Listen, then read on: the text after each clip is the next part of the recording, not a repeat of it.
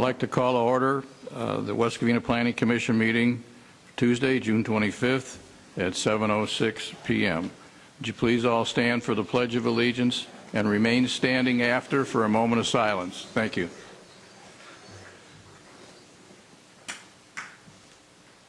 Please place your right hand over your heart. Ready, begin. I pledge allegiance to the flag of the United States of America and to the republic for which it stands, one nation, under God, indivisible, with liberty and justice for all. Please remain standing for a minute.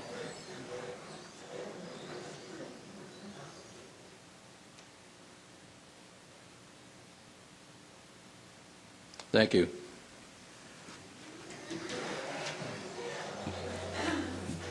Can we have roll call, please? Commissioner Valle? Commissioner Menifee? Present. Commissioner Castellanos? Present. Commissioner Blackburn? Present. Chairman Holtz? Present.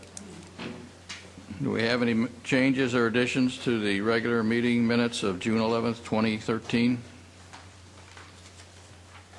I think we need if I may, a clarification of item 7, in which we had a study session on Robert's rules. I think we agreed generally to pursue the less formal methods that have been used here for some time. However, I want to remind us all that the city attorney and the planning director pointed out the need to allow further discussion after the second to meet the requirement for allowing debate. So I think that needs to be recognized in the minutes. Okay. Okay. Probably should have a motion then to change the minutes. Okay, we have a motion then to change the minutes. So moved. Second. All in favor? Aye. Passes 5-0. Okay, that brings us to oral communication. This is the time when any member of the public may speak to the Commission on any matter within the scope of duties assigned to the Commission. Other matters included on this agenda may be addressed when that item is under consideration. For all oral communication, the chairperson may impose reasonable limits on public comments to assure an orderly and timely meeting. The Ralph M. Brown Act limits the Planning Commission and staff's ability to respond to public comments at this meeting. Thus, your comments may be agendized for a future meeting or referred to staff. The Commission may ask questions for clarification if desired at this time. By policy of the Commission, oral communications at this time in the agenda is limited to a total. I'm going to ask that we keep it to like 5 minutes because we've got a pretty big crowd. So keep your comments to about 5 minutes. Persons who are not afforded the opportunity to speak at this time may do so under item E later on the agenda. Okay, I have several cards up here, and some people didn't put down what they wanted to talk about, so I will ask you if it's something later on in the agenda, we'll hold it at that particular time. This looks like Charles Souza. Did you? You wanted to go on number 3. Okay, so we'll talk about that later.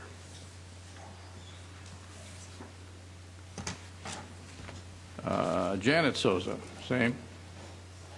Same? Number 3? Okay. And Jack, it looks like Z-H-I-O. Do you have anybody here by the name of Jack? First name Jack? No? Okay.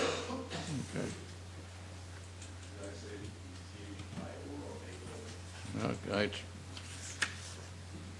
Could be A-O. Is that you? It looks like Z-H-A-O. Okay. Do you want to speak on item number 3?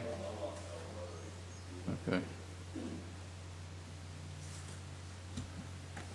Okay, and I have one other card for oral communication, Philip Marino.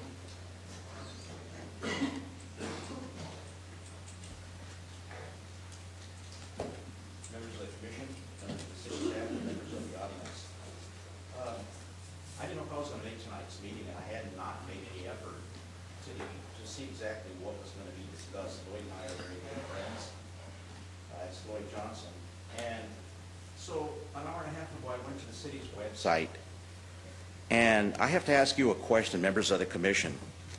Who is responsible to the public for Planning Commission transparency? Is it you? Is it you? How is the public supposed to know when there's a Planning Commission meeting? This is the city's calendar today. There's things listed on the 25th of June, but not this commission. When you turn and you go look for the agenda meeting, what's on the minutes of the meetings for this commission tonight, this is what comes up under your agenda. It's a cancellation of a meeting of September of 2012. The Ralph M. Brown Act was enacted in 1953. In 1953, there was no television, or it was in its inception. There was no internet, and there were no smartphones.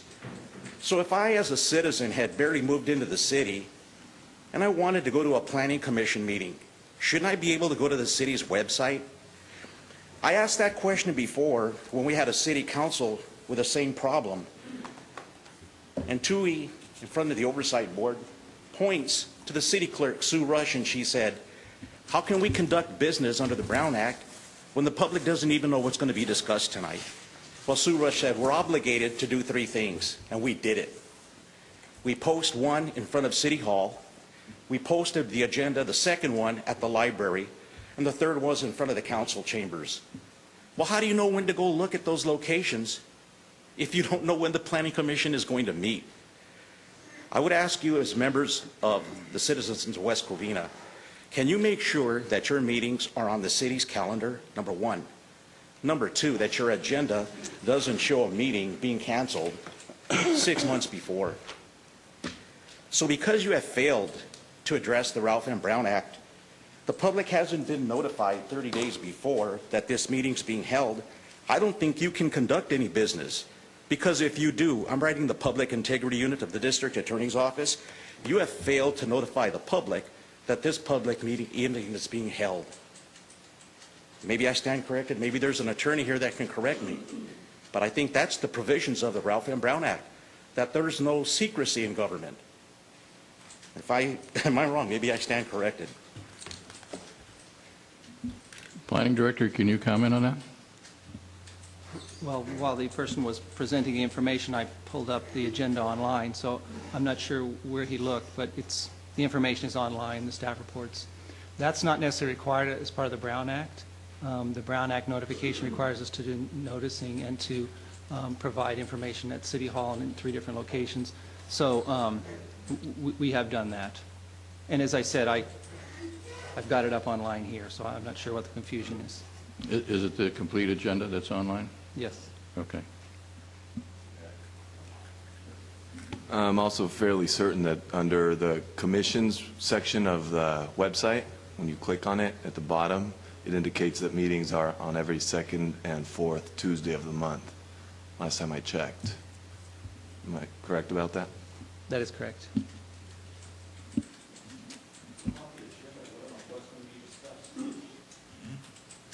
Those are searchable as well. I know there might be a problem with the webmaster. I've noticed sometimes they're difficult to find, but they are there. I'm able to pull them up. You might want to find where the videos are streamed. That's where they're located. So somebody would have to know that. If you're going to talk, please come up to the podium.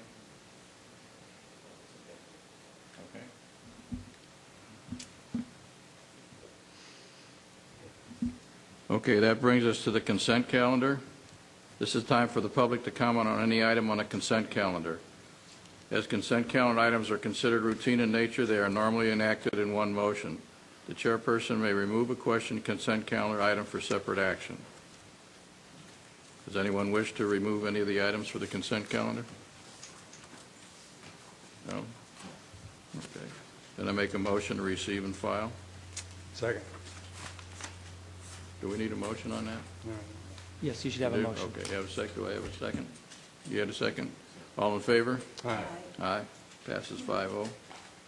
Brings us to item number 3, General Plan Amendment number 13-01, Zone Change number 13-01 for Site Plan, 13-05, Tentative Track Map number 72152, Mitigated negative declaration of environmental impact, applicant WC Homes, LLC, Craig Cook, location 1611, 1623, and 1733 West San Bernardino Road. The request is for a general plan amendment to change the land use designation, a zone change to change the zoning, a precise plan to develop the project site with 135 townhomes, and a tentative parcel map to subdivide the project site into 141 lots. May we have a staff report, please? Yes, Senior Planner Fabiola Wong will be presenting that report. Good evening, Chairman and members of the Planning Commission, as well as the audience. The applicant is requesting approval of a general plan amendment, zone change, precise plan and tentative track map to develop a 6.46 acre site with 135 townhomes. A mitigated negative declaration has been prepared for the project. The areas of the mitigated negative declaration analysis that were found to have less than significant impact with mitigation incorporated have been summarized in the staff report. The public review period for the mitigated negative declaration commenced on June 4th and will conclude at the end of the day on July 11th, 2013. As of today, the Planning Department has received 2 letters from other reviewing agencies, one from the South Coast Air Quality Management District and one from Azusa Light and Water. Copies of those 2 letters have been provided to the Planning Commission tonight. The staff is in the process of preparing written responses, and those responses will be made available at the end of the review period and prior to City Council public hearing for the project. The parcel comprises the site is comprised by various parcels that have had industrial uses throughout the years. The building permit records indicate that the site was developed with a service station and market in 1953 that included the installation of 3 steel gasoline underground storage tanks. A Phase 1 environmental site investigation for the project was conducted in November 2012. During that investigation, soil samples were collected and analyzed. The soil samples collected and analyzed revealed that no significant concentration of any regulated contaminant was detected. On October 26, 2012, a subsurface soil investigation and asbestos sampling was conducted at the site again. The investigation revealed that there is asbestos in one of the buildings. However, no soil cleanup is required. Asbestos found at the site will be removed as required in the mitigation measures and the mitigated negative declaration. The parcel located at 1623 West San Bernardino Road used to be occupied by Pix Lumber Materials, building materials. This business began its operation in the early 1950s. The parcel located at 1773 West San Bernardino Road is currently developed with a business park. The rear portion of the parcel, which is approximately about 82,392 square feet, will be developed as part of the residential component, the project. The existing business park will remain in place.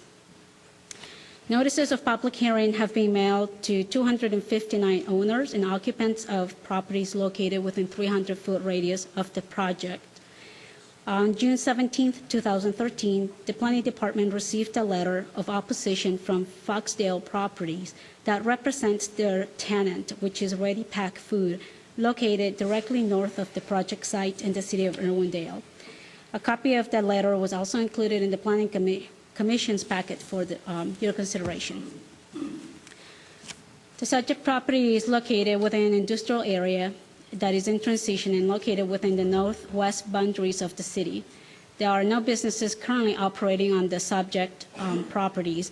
The subject is bounded by the Metrolink and Southern Pacific Railroad to the north, multifamily development to the east, and an industrial business park to the west, and San Bernardino Road, and Manzanita Elementary School to the south. The applicant is requesting the approval of a general plan amendment to change the existing land use designation from industrial and manufacturing to high residential on the parcels that comprise the project site. which includes 1611, 1623, and 1773, which is just the rear portion. If you look at the 1773, you see those solid brown blocks or buildings that will remain, and just the rear portion of that lot will be developed with residential uses. Currently, residential uses are not allowed, therefore the general plan land use is being requested to be amended. The housing element of the general plan encourages the construction of housing within the city. Those goals are listed in the staff report on page 9. The subject property is zone manufacturing. The applicant is requesting a zone change to a specific plan that would allow a residential use. The table in section 5 of the staff report compared the applicant's development standards to the city standards for multiple family residential, MF20. As you know, the city of West Covina is a built-out city, so most of the projects in the future will consist of infill projects through lot consolidation or conversion of uses. In this case, the applicant proposes to change the previous manufacturing uses that have been vacated from the project site to a residential use. The applicant is also requesting a specific plan to adopt different standards to guide development at the project site. A precise plan is required to allow the building architecture and site layout. The proposed project will be a gated development. However, the gate will be set back approximately 170 feet from the property line. The front 4 buildings will not be gated, which are units 1 through 22 on the track map. The applicant also has designed the project to comply with the city standards for security gates by providing a 26-foot driving aisle to meet the fire department access requirement, guest parking spaces outside the gates, and pedestrian gates. The project will provide a total of 67 parking spaces for guests of the development complex. Each unit will provide a 2-car garage. A total of 337 parking spaces are provided for the 135 units. Since the units include 3 and 4 bedrooms, a condition of approval is included in the precise plan and tentative track map, requiring the CCNRs state that the parking or storage of recreational vehicles be prohibited.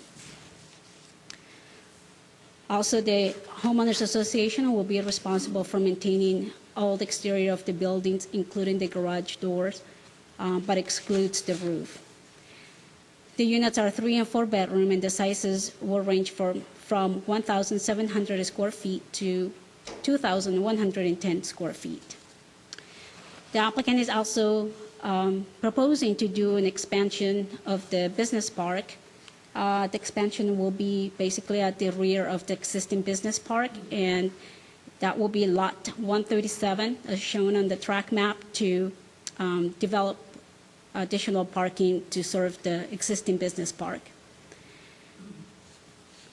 The project for the residential component incorporates about 52,140 square feet of landscaping and open space. As mentioned before, the tentative track map proposes to subdivide the lots of the site into 141 lots. A total of 135 lots will be developed with residential units. 4 of the lots with driving aisles and open space for the use of the future residents. 1 lot will remain developed with an existing wireless facility. And 1 lot will be developed with a parking lot to serve the existing business park located at 1773 West San Bernardino Road. Access to interior lots within the subdivision will be provided through a driveway from San Bernardino Road. The development will provide a network of interior driveways to provide access to the units. All driveways within a multifamily development are required by the fire department to meet a minimum 26 feet in width to accommodate emergency vehicle access. The tentative track map also will provide an additional emergency access point of entry through a gate from the rear of the existing business park located at 1773 West San Bernardino Road. The city has reviewed the proposal for compatibility with surrounding uses. General plan amendment and zone change are proposed. The project is consistent with the housing element of the general plan, with approval and adoption of the proposed specific plan. The zoning standards will be in place to allow the proposed site layout, and also the proposed project will assist or facilitate the city in meeting the city's fair share of regional housing. The Planning Department and Public Works Department have also reviewed the proposed tentative track map for compliance. The Public Works Department has included conditions of approval to ensure that the subdivision complies with city standards. Because of the project will have common areas, open space, private streets, driving aisles, covenant will be, CCNR's covenant codes and restrictions will be created to govern the homeowners association. As mentioned before, the homeowners association will be responsible for maintaining the exterior of the buildings, including the garage doors. Since the units include 3 and 4 bedrooms, staff is recommending that CCNR state that no recreational vehicles, trailers, or the like are stored, and also that no changes or additions are allowed within the residential unit. Therefore, staff recommends that the Planning Commission adopt resolutions recommending approval to the City Council of General Plan Amendment 1301, Zone Change 1301, and certifying the mitigative negative declaration and tentative parcel map, tentative track map number 72152. Also, condition of approval number 15 of precise plan resolution on page 20, and tentative track map condition number 15 on page 17 includes a typing error. The correct park dedication in lieu fee is $1,478,250. There was a typing error, so just wanted to point that out. Also, the planning director would like to provide information to the commission regarding the city fees related to the project, and that concludes my presentation. And I'll be more than happy to answer any questions after the planning director covers related fees. And just to note that there was a memo provided to you regarding the change, or the correction. It's the correction to the condition. It isn't a change, it's the correct number. The incorrect number was provided in the staff report. We apologize for that. We did also want to point out that we did provide you some fees that are expected to be generated from this project, including fees from different departments like building, engineering, planning, and fire, as well as their required park dedication fees, which is $1.4 million, almost $1.5 million. So with that, we'll close our presentation. We'll be happy to entertain any questions. Any questions of staff at this time? None? None? Well, I have one. I'm a little confused on the gate. There was supposed to be 170 feet back. If I look at that, do you go off of San Bernardino Road into the condominium area between home 11 and 12? Is that where the gated community is? Where the gate is? No. Access will be from San Bernardino, and all of these 4 buildings are outside the gated area. The gate will be right here. So the gate to get in there will be where your pointer is? Correct. So all the What other does that do for the other homes that are in front of that to the left? right here? Well, I think that the issue there, and one we had worked with the applicant on, is there's a kind of a conflict between trying to provide the security or the feeling of security with those gated entries and making sure that you don't interrupt the flow of traffic on San Bernardino Road. So the issue being that if it was closer, then people that were stacking to try to get in there, queuing to try to get in, might stack into the traffic lanes. So that's why the applicant agreed to put it back there, knowing that it could be problematic. It's not probably perfect either way you do it, but at least that reduces public safety issues. So is that the only entrance and exit to the whole complex? Correct. Well, no, I take that back. There is a second exit. I think Fabiola can cover that. And it's a public safety access. Yeah, the second Well, access that's will the- that's be, the- Yeah. But that looks like a gate there. Is it a gate? correct, that will be a gate for, Where are you pointing? Okay, yeah. that's actually will be a second gate for emergency vehicles. So it's a gate, it's not Yes, just it's open? gate, yes. Okay, The public or the residents wouldn't have access through there, only public safety in case of fire or some kind of police emergency. okay. Okay. Would the applicant like to come up and speak on the project?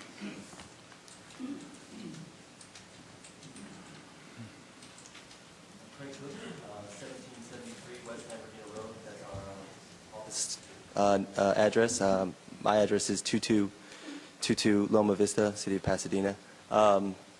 Members of the commission, staff, I appreciate the presentation, and I'm excited to be here. I've been working in this area on this project in various forms. Once as a housing project, then it became an industrial park. Then it became a mixed-use park with offices instead of self-storage.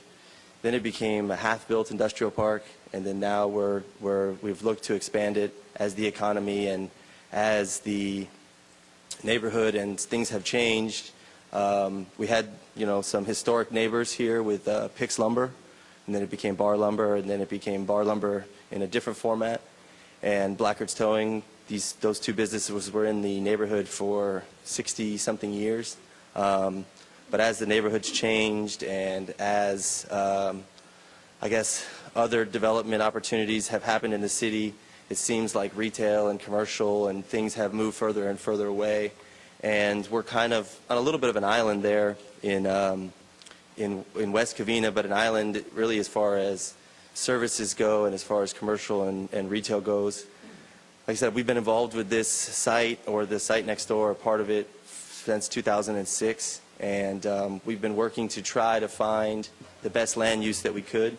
And we've pretty much proposed and pretty much discussed and worked with any possible land lease that you could come up with. If it was a grocery store, if it was retail, if it was commercial, if it was self-storage, if it was single-family detached, and eventually here, a combination of industrial condos with some offices, single users, small businesses. Most of the people who are there are residents of West Covina and wanted something close, wanted to own something, wanted to have something that they could buy. It's very difficult to own industrial if you want, or offices if you want to have 1,000 or 2,000 or 3,000, and we did that. But the market, the prices weren't there to continue to develop the back half, and we still have not reached 100% occupancy or even 80% occupancy after 3.5 years of trying to develop it as commercial.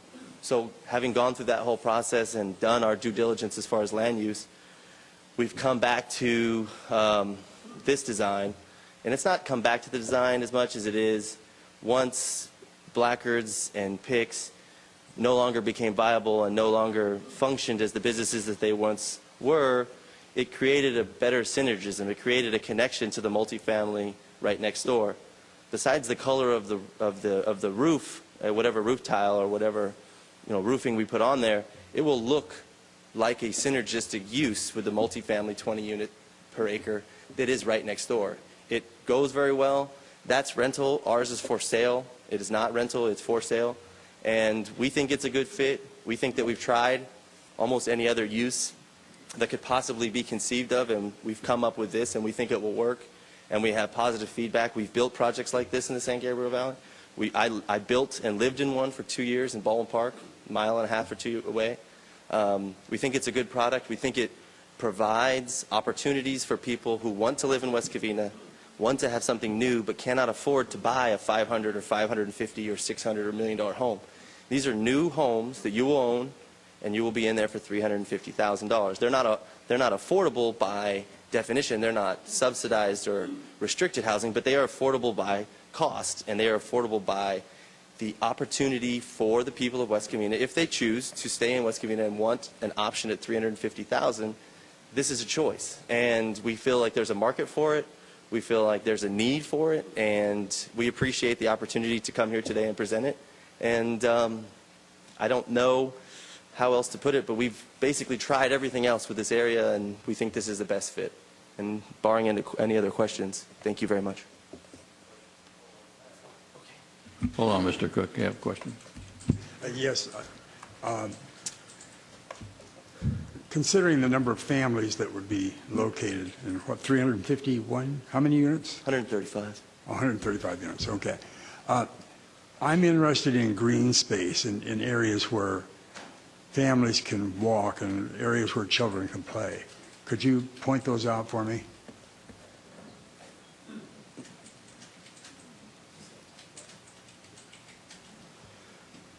Well, I wouldn't necessarily say that there's a tremendous amount of green space as far as older children, as far as younger children, as far as family barbecues, as far as picnic tables, as far as, small areas of green space, 30 by 50, I don't know, about double or triple what the average backyard would have. We have a courtyard right here that is located right here. We have another location here that shows fountains. There's probably 2 or 3 different tables and barbecue pits here. We have another location here with fountains and green space. We have this area here, but there's a little bit bigger area here. Okay. Basically, you're going to find 3 to 4 different zones where families can get together, have a birthday party, put a jumper, have kids, play. You're not going to play a baseball game, but have 5, 10 kids, 6, 7 families get together, have a birthday party, have a little outdoor space that you might do something, every couple weeks. I lived in one of these developments. We had 2 locations. It was 52 units.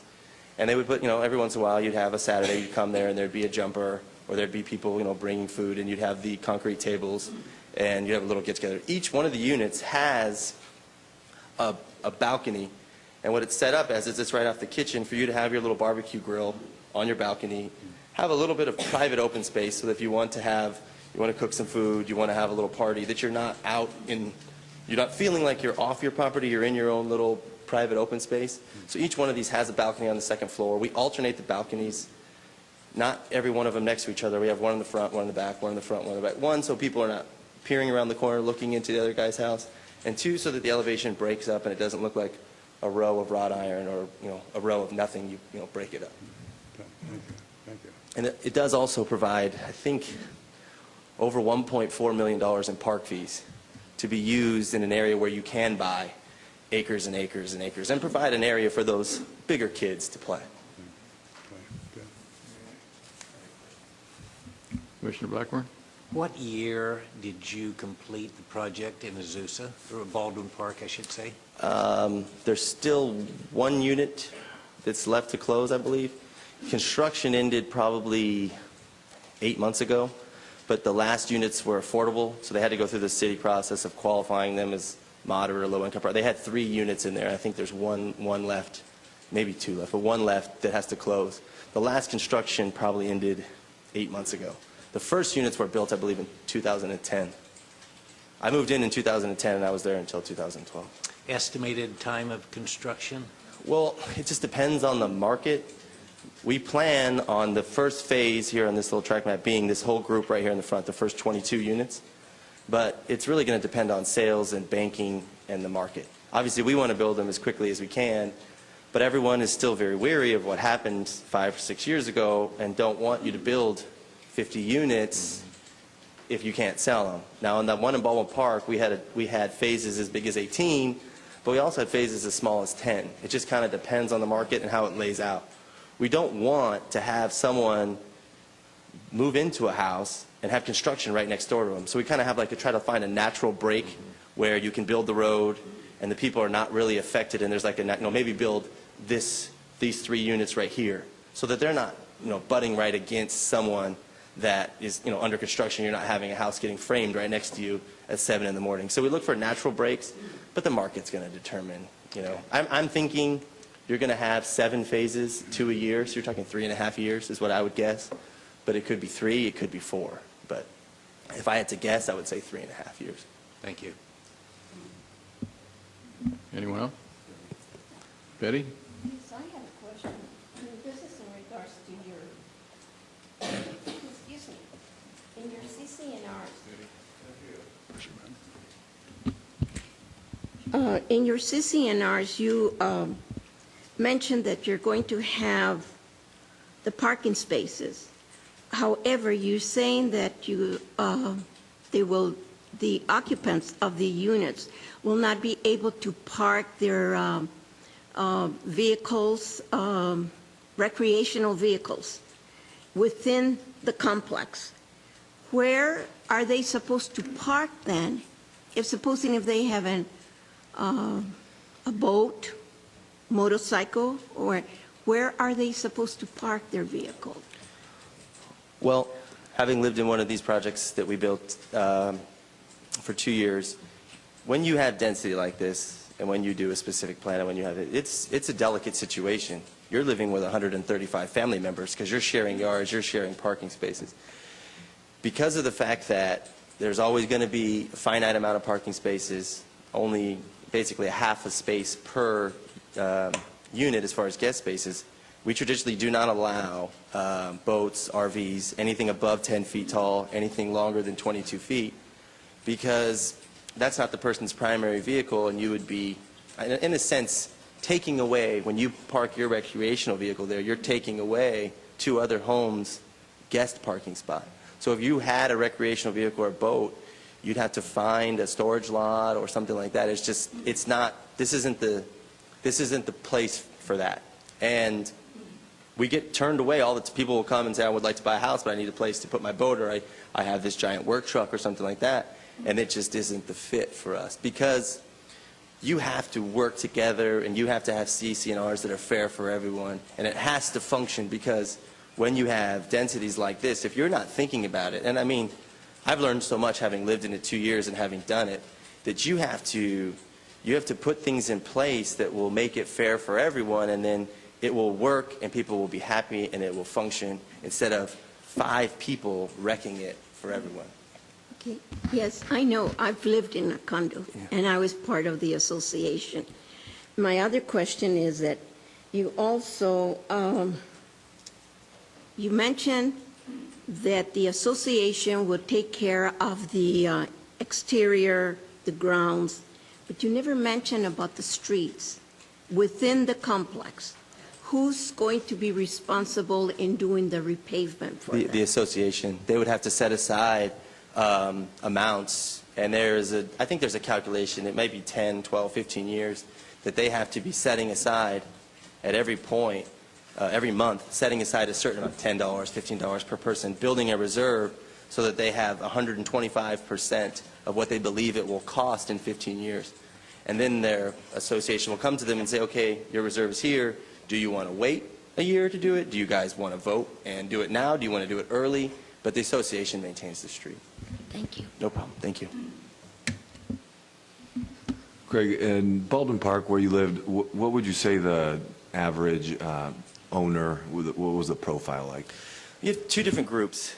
Because it's 3-story, and this is one of the reasons why I had to leave. It's not because I didn't like it. I had a child, and I have a 1-year-old, and it's 3 stories, so you have those stairs. So you're not wanting to have children learning to walk, or little kids, in which you're having them go up and down stairs, or having to go down and get a baby that's crying, something like that. So you have these young professionals out of college, early 20s, early 30s, a couple, 2 nice cars, 2 nice incomes. They're working hard, they're trying to move up, they're coming in there, they don't want a yard, they don't have a dog, they don't really want a house, but they want something new, they want something trendy, they want, the things that they see when they go to LA or they go to these other cities. You have that group. Then you have the second group where they are 55, 60, they have kids in college that might come home sometimes, they're downsizing. This is you're on your way in, or you're downsized from your house. You moved from Canada, you moved from Las Vegas because you sold your big house and you want to move back to be closer to your kids when they're in college. You have these 2 profiles. In the 52 units where I lived, there was only 2 houses of 52 that actually had grade school children. Only 2. The rest were either still working, still active, because they can go up and down. They're still able to go up and down 3 flights of stairs and not have a problem with it. But they don't have kids, they don't have high school kids or elementary school kids, or they're young professionals working in downtown, taking the train, architects, engineers, people working in technology. Those are the two groups that I saw when I lived there. Anyone else? If I may. The area to the north, I think this This would be north beautiful right there. thing is on its side, but yeah. Yes. That's a railroad track right there, isn't it? Correct. Okay. I remember somebody commenting that there was concern about trucks going to some processing place. And I thought Trucks? that's on the other side of the railroad On the other tracks. side of the railroad right away. Okay. So if you had a concern about noise, you might have a concern about railroad noise. Correct. And when you do a noise study, you're talking about peak noises. And obviously nothing makes more noise than a train or a train going through an intersection blowing that horn. I think the intersection's like 600 feet away, 581, something to that effect. From this corner, basically 581 feet away is the train. We have an 11-foot sound wall that's proposed along that from our noise study. And we also have airport glass, that highest, that 36 decibel glass along the end units of every one of these. And then I believe 30 decibel glass on the face of all of this. One, because the Tribune's going to have trucks coming and going. You deliver newspapers early. You pick up newspapers early. Plus, they're going to feel the brunt of the train noise of that horn. So we've got specialty glass. We've got an 11-foot sound wall. And that's what we got from our noise study as far as mitigation. And one of the reasons that we put the guest parking here is to create 18 feet, 26 feet, 10 feet, get that distance away from the train and get that noise getting down the ground, bouncing off that sound wall and getting away, not bouncing up and hitting the house. Good. Thank you. I have a question for you. What is the price range of the homes? Because I know you got some that are, 1,700 square feet, some are larger and all that, so they all can't be 350,000. Correct. So if you're going to look at the map, we kind of have a kind of a program where the end units are always 4-bedroom units. The end units on every building, if it's a 4-plex, if it's a 6-plex, a 7, a 10, whatever it is, it's always 4-bedroom. So those 4-bedroom units are going to run above 2,000 square feet. We believe those will sell for $380,000. They're reselling, and the project I was in Baldwin Park is used homes. Some of them have sold over $400,000. But I believe really the $380,000, $390,000 is where I think that market is as far as the 4-bedroom is concerned. The 3-bedroom inside, you have 1,700 and you have 1,746. You also have, every building has an H unit, which is handicap accessible, which has the sidewalk that comes right up flush with the door and has the shower on the downstairs bedroom that you can roll the wheelchair in. I don't know if that will be a premium. I don't know if that will be a negative. But that 1,700, 1,746, I see 348, 355, somewhere in that area. I mean, we were selling over in Baldwin Park for 340, 350. It's West Covina. You're probably going to get a premium for West Covina. I would guess in the 350 range. Maybe it might go 360. I mean, I'm going to sell them for as much as I can sell them for, but I would guess the 350 to be fair is what I really So think. 350 to say 400,000? I would fairly, I would for the 4-bedroom, I would say 380, 390. I don't think you'll go 400, but I mean, we'll see. Okay. If I look at this, there's no sidewalks, is there?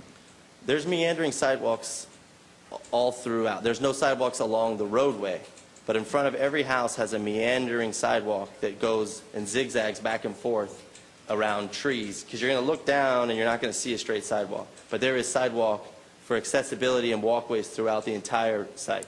Inside each courtyard, across the parking lots, through along the walls, there's sidewalks everywhere. I told my wife that I didn't calc it out, but I bet you could probably go 2 times around and be a mile, if I had to guess. So are the sidewalks in the rear of the house or in the front Yeah, of the you house? come out. What happens is you come to the garage and you come in and you park your car. On the front door is a door like any other house. On the front, or what we might call the back, because it's off the road.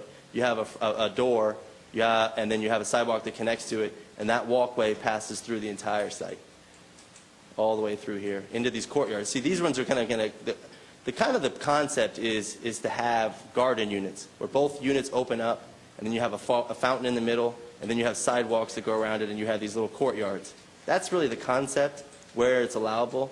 In these areas, we try to pull the houses back. Like these are 20-something feet from the property line right here, this group. You're trying to create walkways. You put the creeping fig and the vines and stuff, and you grow up, and you've got 10 feet of green space to one side, and then you've got the vines and stuff along the wall. I mean, it works really well. I wasn't totally sold on it, but because the buildings are so tall, the sun doesn't dry out the landscaping and the mulch and stuff like that. And the plants do really well. The vines do really, really well. And it just becomes, you know, a shaded green space as you walk around the project.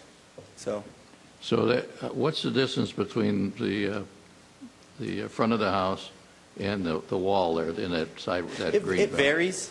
Obviously, there's no place where it's closer than 10. Some places it gets as big as 20. Some it's 12. Some it's 15. Obviously, the places where we, like, you know, where there was the tall building and stuff, we tried to pull them further away. This is the largest area right here. I believe that's almost 20 feet in between the wall and the building. Down here, you're probably talking 12 to 15. In here, you're probably talking 20 feet in between, 22 feet. This might be 25 in between the two buildings. And then you're talking 21, I think, in here and 21 in here. But you're never going to have anywhere that's less than 10. And usually the 10 is only at the ends of the buildings, not where the front door opens up onto it, only at the ends. So basically, there are going to be kids there, whether you say there are, okay. I'm sure there's So gonna that be would be kids the there. place that they would have to go without being out in the street. Yeah, if they're going to go and they're going to play, they're going to play in the courtyards and they're going to play We would hope so. in these. They're not going to play in these. These are landscaped areas with bushes and ground cover. They're not grassy areas. They're vegetation that stacks up, you know, starting at 6 inches, 2 feet, 3 feet, trying to keep people, when you have people walking around in common areas, you don't want people looking in the windows. You have vegetation that's trying to keep people away. Okay, if I remember right in the document, you're planning to do this in 4 phases. The first one to complete, I think it was January 14th of the year 14, and then the last one January of the year 18. Is that correct? I think it's 8 phases, but it's really going to be determined by the market. I know the first phase is going to be 22 units. After that, it's really going to depend on what the market and the lender comfortability level is with it, but it's 135 units. If it was 13 and a half units per phase, that would be 10 phases. I think it'll be better than that. I think it'll be 8, maybe 7. But it's, okay, yeah, I think we call for 7 right there. And this is, you know, we try to get this little zone together, like I said. Then we try to, you know, break it off in chunks so that you're not living next to someone. It's in, like, for example, this green. You're not living right next to or right across the street from construction. We try to have natural breaks for the cars, not have residents driving through construction zones or construction people driving through residential zones. Okay, when you do by phase, and you're going to do the front phase to the south Correct. first, because this is really a blighted area. I mean, since Blackard's been gone and since Pix has been gone, it's really blighted as far as I'm concerned. What are you going to do with the remaining property until you build the homes? Are you going to do anything with that, or just Well, going to be a dust bowl? The back part here is covered in aggregate base and is currently truck parking right now. Swift Trucking, who does the shipping for Walmart, is currently parking there. So they water it down, we gravel it, we pull the weeds. I'm assuming that when we go to do this site, we're probably going to demo everything all at once and grade it all at once. And then we'll have the compacted pads. I mean, I asked for, and we've gone through the process of having the ability to park more trucking back here, because then you put base down, then it doesn't get dusty, then it's not, you know, vacant or weeds. But we'll have to maintain it with either base or cut the weeds down or water it as we go through. I mean, we have a 6.5 acre site in El Monte that we have to water it, you know, every week or so. We have, you know, a 7 acre site in South El Monte. It's the same situation. When you're building in the front, you have to maintain the back. I mean, in Baldwin Park, we built that in over 2 years, and you maintain it. You're there because you're storing your lumber in the back, you're storing your materials and stuff in the back, and you have to bring the water trucks around and water it down. I mean, So are you going to let those trucks continue to park back there? until I get to this back corner here, yeah, And how are they going to get in and out of that? They currently enter through the industrial park, and they would continue to enter through the industrial park until I build my way over to Phase 5, and then they would cease to be in the project. So you will, that area that's not built yet, you will compact it and take Right. care of it? Right. I mean, what I would love to have happen is to take this back part right here and find a user who would, I'd put base down and rent that to them. I'd rather have the income and someone who's there maintaining it, someone who's there walking around, pulling weeds, picking up trash, you know, dealing with puddles, dealing with rain. That's the ideal use. That's what I went through and pulled a application for that in the interim, hoping that that would be the case. But regardless, we're going to demo it all out, because we have to have a security guard that sits there during the day and sits there at night. Because if you leave it for an hour, people come and break the windows and start stealing the wire or going in and doing drugs or having sex or whatever. I mean, we're going to want to get rid of that building as quickly as possible and clean that thing up so that it will not be a nuisance to us. I mean, my office is right there. I'm sitting here all the time. So we want it to be cleaned up. Obviously, when we go to sell the first phase, we'd like the back face to look real nice and clean and everything to look clean and no dust and no crime and no weeds and no trash and stuff like that. So, I mean, that's our intention. Thank you. Any other questions for the applicant? No? No? Thank you. Thank you very much. Okay, we'll open it up to public testimony, and I'll call up the people that are for the project, and then I'll call up the people that are against. I'm going to ask a couple of people that didn't say if they were for or against. Sheng Ko, are you for or against? For? Okay. Xavier Chavez, for or against?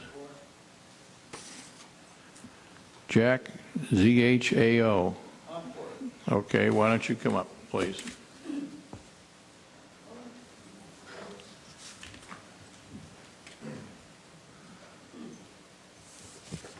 I'm for it. I like it. So let's go ahead. 25 words or less. Thank you very much. Xavier Chavez.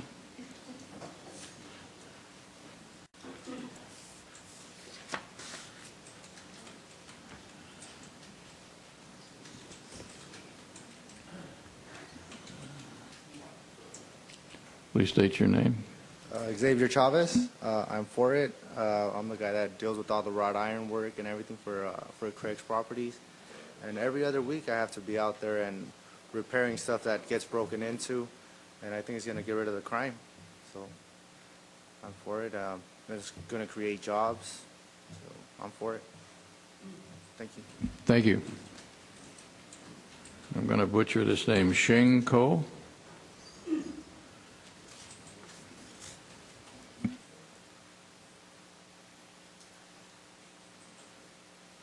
I'm Sheng Kuo, and I have a business that's adjacent to the development.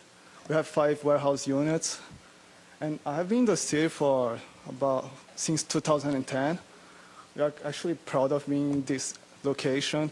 When we get our clients coming to our business, we get compliments about the location. They say that it's a nice place, quiet, and right now I'm kind of concerned, and I'm interested in how they're going to use the properties that are empty now, because for a while they have business there, and right now for quite a while it has been empty, and I'm concerned about the security of the people around. Sometimes I do see people kind of trying to break in. I'm not sure if they're allowed to be there, so I don't call the police, but I'm not 100% sure what's going on. And I'm for the development. I think it's going to be good for the location. There's actually a school right across the street. It's a school with small kids. What's a safer place than having a bunch of houses there? These houses are going to be occupied by families. They're actually going to be part of the neighborhood. They're going to be part of the community. So they'll care about the school too and about the surroundings. Now, also, it's going to be good for the existing homes there. I think that the project's going to embellish the whole area around, and that's going to be good for the whole community in the end. So I'm for it. Thank you. Thank you. Elsie Messman, are you for or against, Elsie? Okay, sorry about that. Kevin Lee.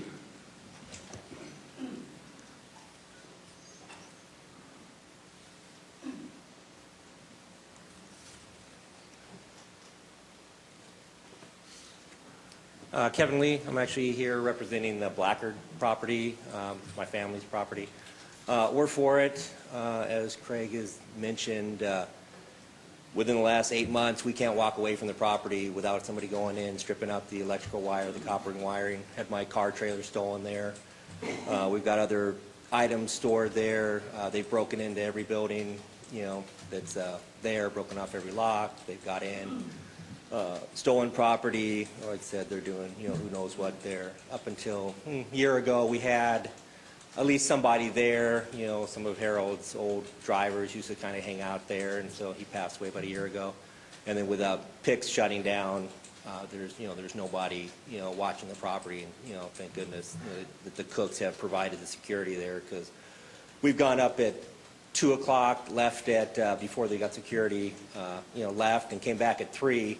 And within that hour period, somebody had been in, broken in something. Either they're, watching the property or they're doing something. So the fact that, all the windows in the front of the building haven't been broken out, is Some are. is a remarkable. And when they do, we have to repair them. We've tried renting the properties. We haven't really had any luck in renting the properties. So, if this doesn't go through, I don't see what other use, the property is just going to sit there vacant and, and bring in whatever kind of riffraff, is going to be looking for that kind of stuff. And on another fold, I'm also a real estate agent up in Glendora. This housing and this price point is, very popular. I mean, none of us can say what real estate is going to do in the next, 3-4 years. Right now, inventory is low. If it keeps like that, anything coming on the market, priced well is going, immediately. It's hard for some people to understand this type of housing. A lot of people, get into the mindset of 8,000, 10,000 square foot lots where the kids can go in the backyard and play. It's moving into this kind of stuff now. People don't want to maintain yards. They don't want to, they just want to come home and, relax and not have the, the headache of the housework and landscaping and all that kind of stuff. So I think this property is going to be very well. And as Don said, I mean, since the property, ceased to exist as the tow yard and, Harold passed away and everybody else has passed away, it's a blight, and unfortunately with PICS going out, it's the same thing. So we're looking forward to, not having that problem anymore. So that's all I got to say. Thank you. Thank you. Edwin Ormeo.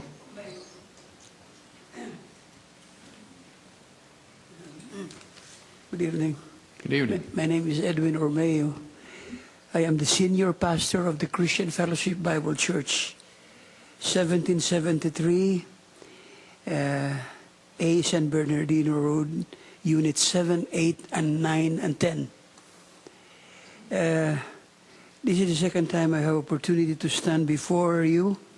First time was on June 1, 2010, when my church submitted before you our application for a conditional use permit in that facility to be used exclusively for religious and church purposes.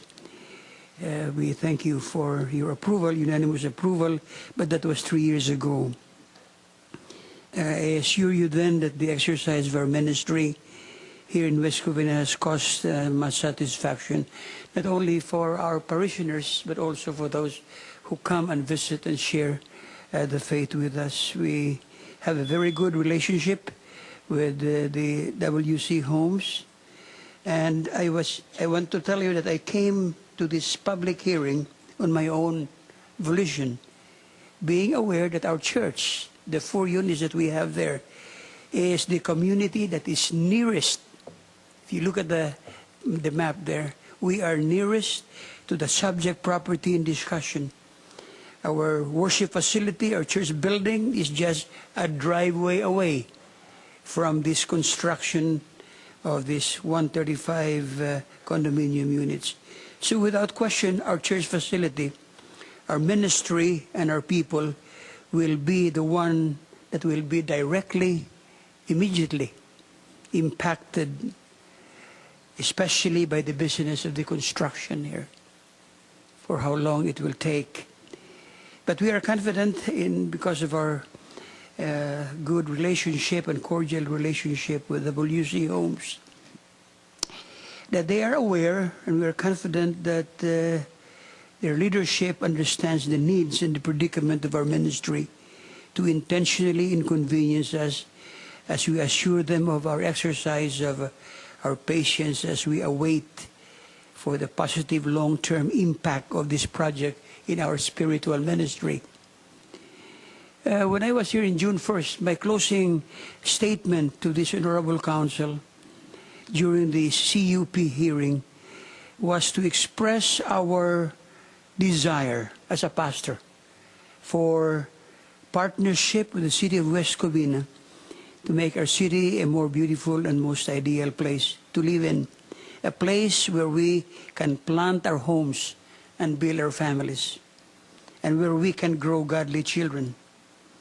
And so when this proposal came, with his homes a few steps away from our place of service, we think that God works in mysterious ways, His wonders to perform. Another positive impact this proposal has for our church is the elimination or the reduction of the traffic hazards and the risk to the minimum caused by this large trucking business, using that limited one-lane space between the parking lots of 1773A and 1773B as they exit and enter into their parking yard. Understand that we are, our ministry, our people, families with children from infants up to teenagers, especially in summertime when we have Vacation Bible School. We have everybody running around there. We are thanking the trucking businesses that are there, that they had been really very, very careful. But in all of these things, just to cut short, for this reason and more, considering all the other factors involved, Christian Fellowship Bible Church has no objection to the council approving the zone change application and allow the construction of this townhome units. Not only that we have no objection, we would like to encourage the approval of this petition. Thank you. Thank you, Mr. Romeo.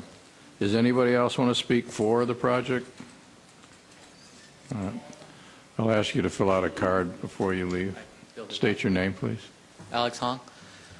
I'm the youth pastor at Christian Fellowship Bible Church with my senior pastor. And 3 reasons why for the project. First, for the safety of our kids. There's big trucks that go directly through that pathway, so it would be a great benefit to our church if those trucks were out of the way. Second reason is to serve families in the community because, as you can see, my pastor's about 67 years old and I'm 27. And in our church, there's only about a small handful of families with kids. So it'd be a great benefit to our church, and we would love to serve the community around us around young families. And then the third reason why would be to serve the community as well. Our church wants to be a light to the West Covina community, and I'm not sure if you are familiar with Future America, the organization of Gary Lawson. We hosted for a year, their Saturday rehearsals free of charge in our building so that they could rehearse in our building. And we want to do more community projects like that in serving the community. Thank you. Where's your church located? We're 1773 San Bernardino in those industrial. Oh, in the industrial place. Yes. Okay, thank you. Anyone else for the project? Come on up.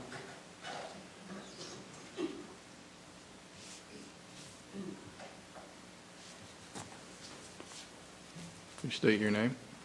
Cynthia Vasquez. I'm with Classic Auto Sales Inc. And I have a wholesale dealer in the building. And I also reside in West Covina. So I drive by there every day, and it's abandoned, and it would be very nice if they would build something there to look nicer.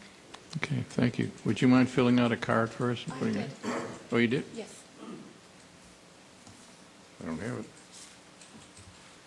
Anybody else for? Okay, now we'll have people against. Charles Souza? Souza?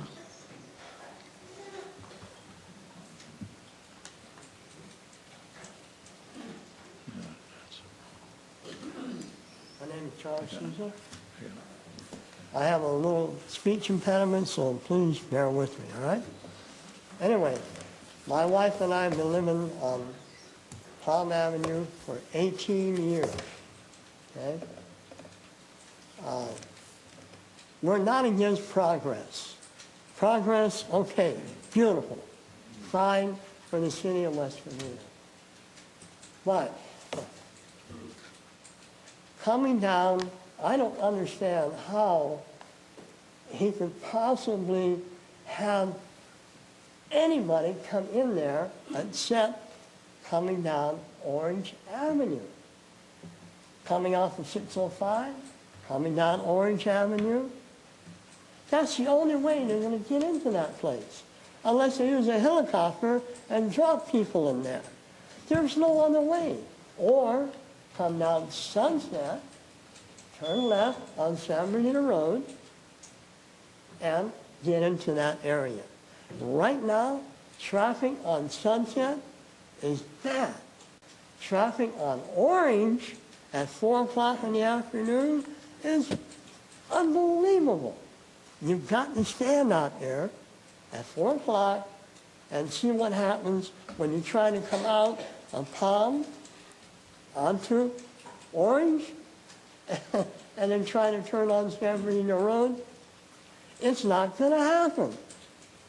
If there's an emergency and we have to come out of Palm to Orange at 4 in the evening or 5 in the evening, it's not going to happen. I hope we don't have that. If anything happens, it's going to be on somebody here. Well, we can't get out of there because of the traffic involved in this place.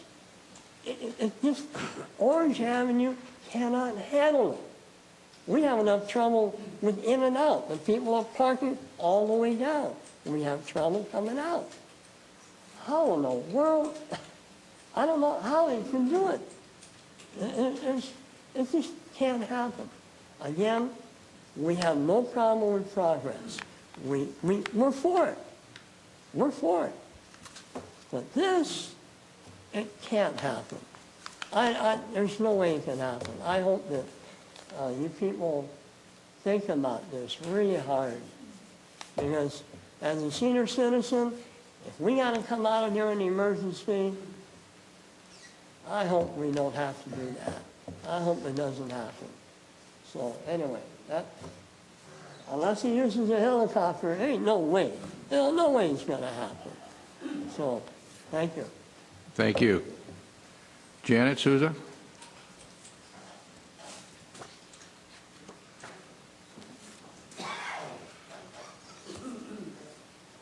Hi, I'm Janet Souza. I'm his other half. No, I don't. Sorry, I left mine at home. My main concern is the traffic. I'm all for progress. I watched the little industrial park go up there. I thought about renting one because I do farmers market. I'm on the run all the time. And when you come out onto Palm, off of Palm onto Orange, you put your life in your hands. If you know the traffic, you know that there has been a lot of traffic accidents at Badillo and Orange. And I keep referring to Orange because that's where we live. There's also Vincent or Sunset. But these are the freeway is right off of Orange. That gets you to go to LA, away from LA. It's right there. Our street, Main Street, is Orange. There are children in that area. Our street is used as a drag strip for young kids coming up and down the street faster than the speed. So when it comes to building this place that's beautiful, there's going to be more impact on the traffic. And one thing I noticed, where are the children going to play? I mean, children run, holler, they ride skateboards, their bikes, their tricycles, tag. Where are they going to play? There is no play area. I raised 4 children. I'm raising 8 grandchildren. I wouldn't live there. First of all, it's a cracker box. I want to be able to have my kids play. I want my grandkids to go out and play. There is no place for these children to play. Where it's located, the school is across the street. Believe me, trying to cross San Bernardino Road when it's time to go to school, it's impossible. The traffic pulling into the school for the parents to drop their children off, it's backed up on San Bernardino Road to the east and San Bernardino Road to the west. It's backed up. When you have McDonald's is busy from like 4 o'clock to 7 o'clock at night. They're parked in the street. You can't get in. You have to, and put your life on the line when you want to make a right on the San Bernardino Road, because you have to go into the center lane because you can't get into the right lane. So that's my concern, is the traffic. I've also been injured trying to cross that street. It's impossible. Cars come around that corner like there is no tomorrow. And that's all I have to say. Just think about the traffic. Thank you, Janet. Lloyd Johnson.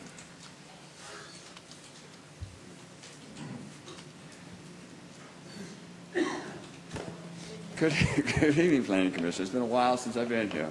I've been pretty busy, but I hope I can get this done in 5 minutes. First of all, I'd like to start out by, I'm going to hand this to the Planning Commission to look at it. First of all, WC Homes does not own Blackards or PICS as of yet.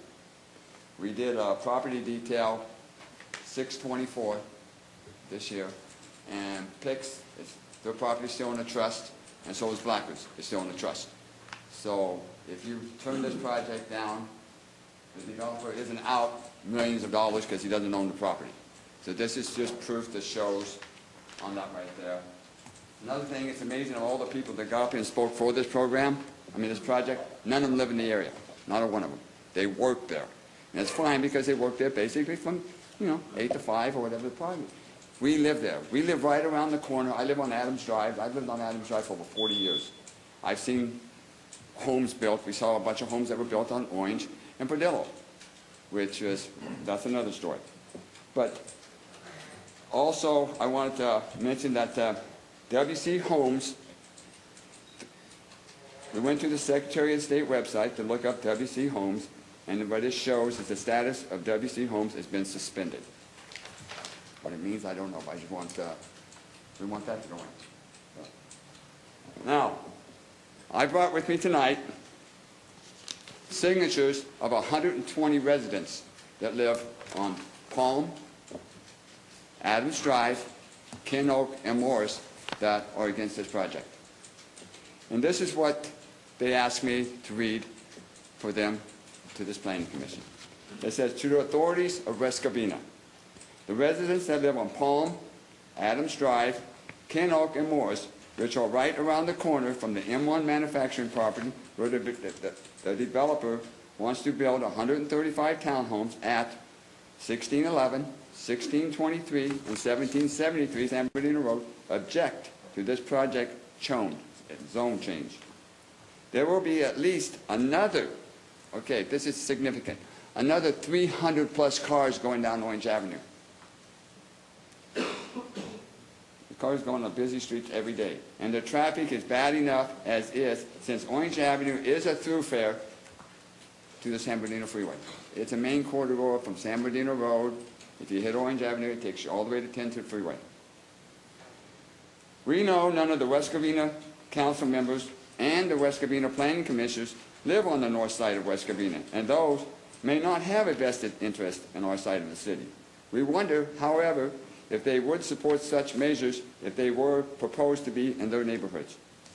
We, the residents that live on the northwest side of West Covina, are asking you to think about our side of the West Covina as well as the quality of our neighborhood and turn this project down. We are in desperate need of an up-to-date general plan before we get rid of the last bit of manufacturing property West Covina has. The residential numbers are rising in our part of the city, and yet there are no local grocery stores or amenities to sustain or improve our daily lives.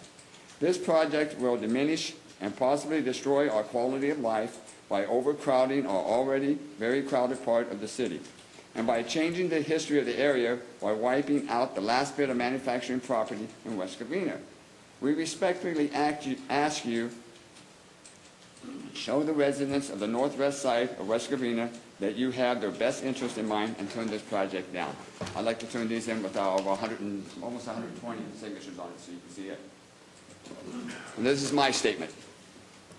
Commissioners, I would hope that you would think what these townhomes will do to our neighborhood. 135 townhouses.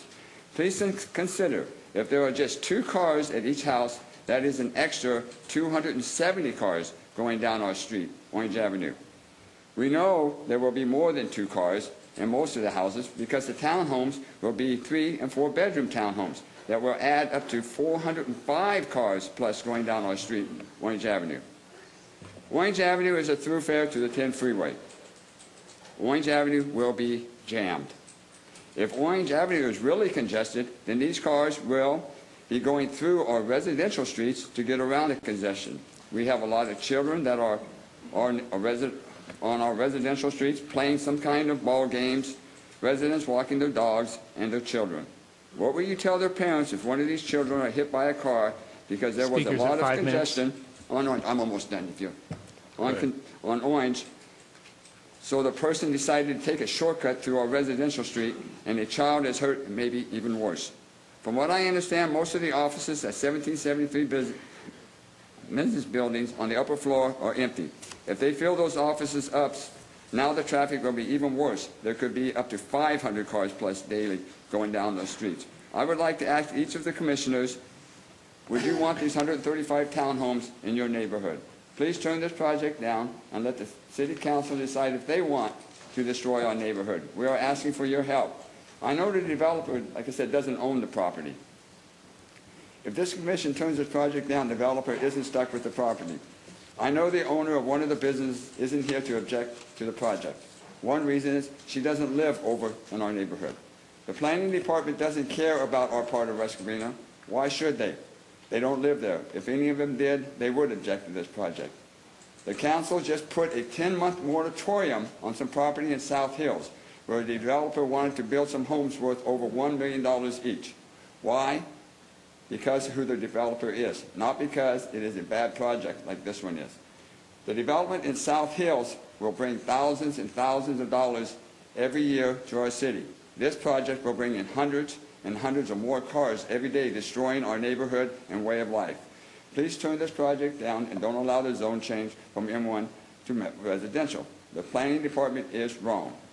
A few years ago, developer DC Corp., which is tied to this WC Homes, wanted to build 67 homes on the property 1773.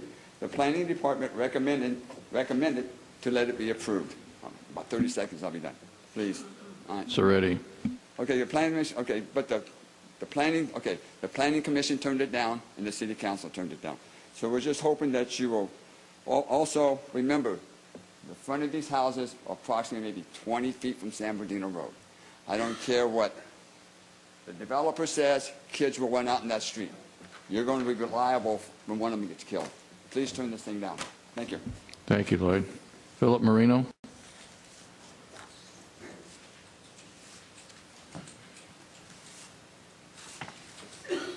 Members of the commission, members of the city staff, and members of the audience.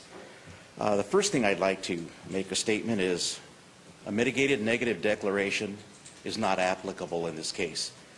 Fabiola Wong, if you'll remember, the judge reversed your negative declaration. The city produced a negative declaration for the medical building they wanted to put in at the Civic Center. There were too many variances, there were too many amendments, and the judge ruled no. You need an environmental impact report. I looked over this item. Let me point out a couple of things to you, and they use adjectives. Number one, hazardous materials. The former lumberyard contains asbestos-containing materials.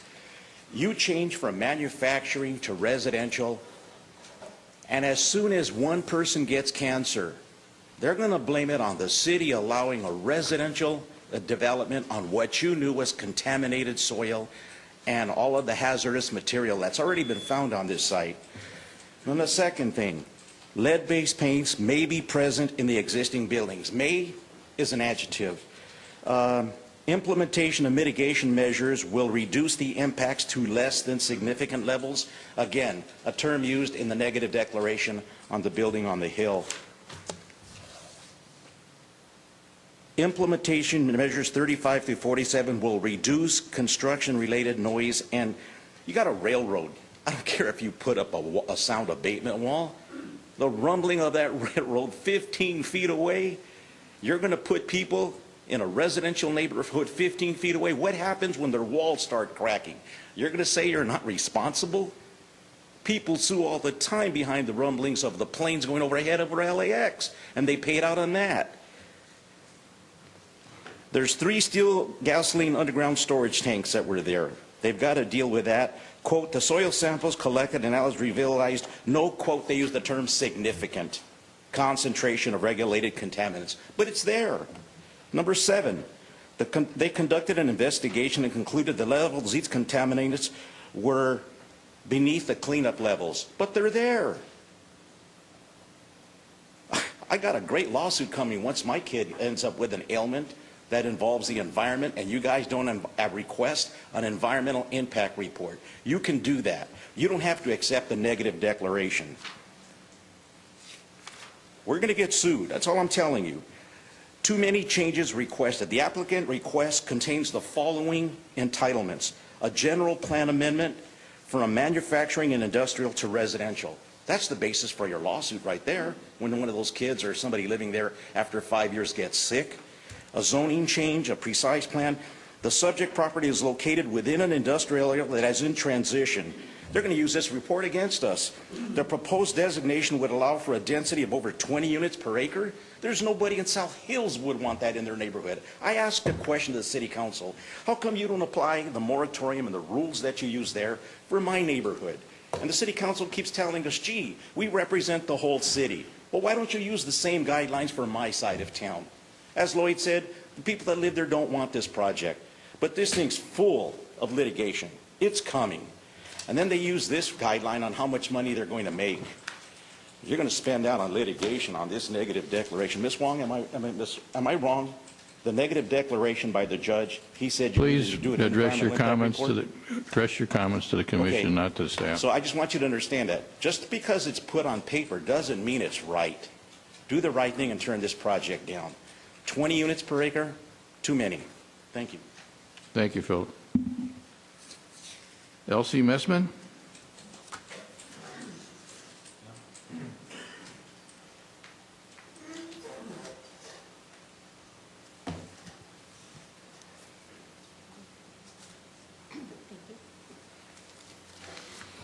My name is Elsie Messman, and I'm a resident of West Covina.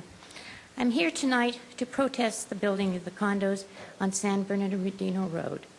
First of all, I want to remind you all in the Planning Commission that you're all here to make the best decision for the city of West Covina and not for the council. I have given you all 700 forms, Schedule B, interest in real estate property.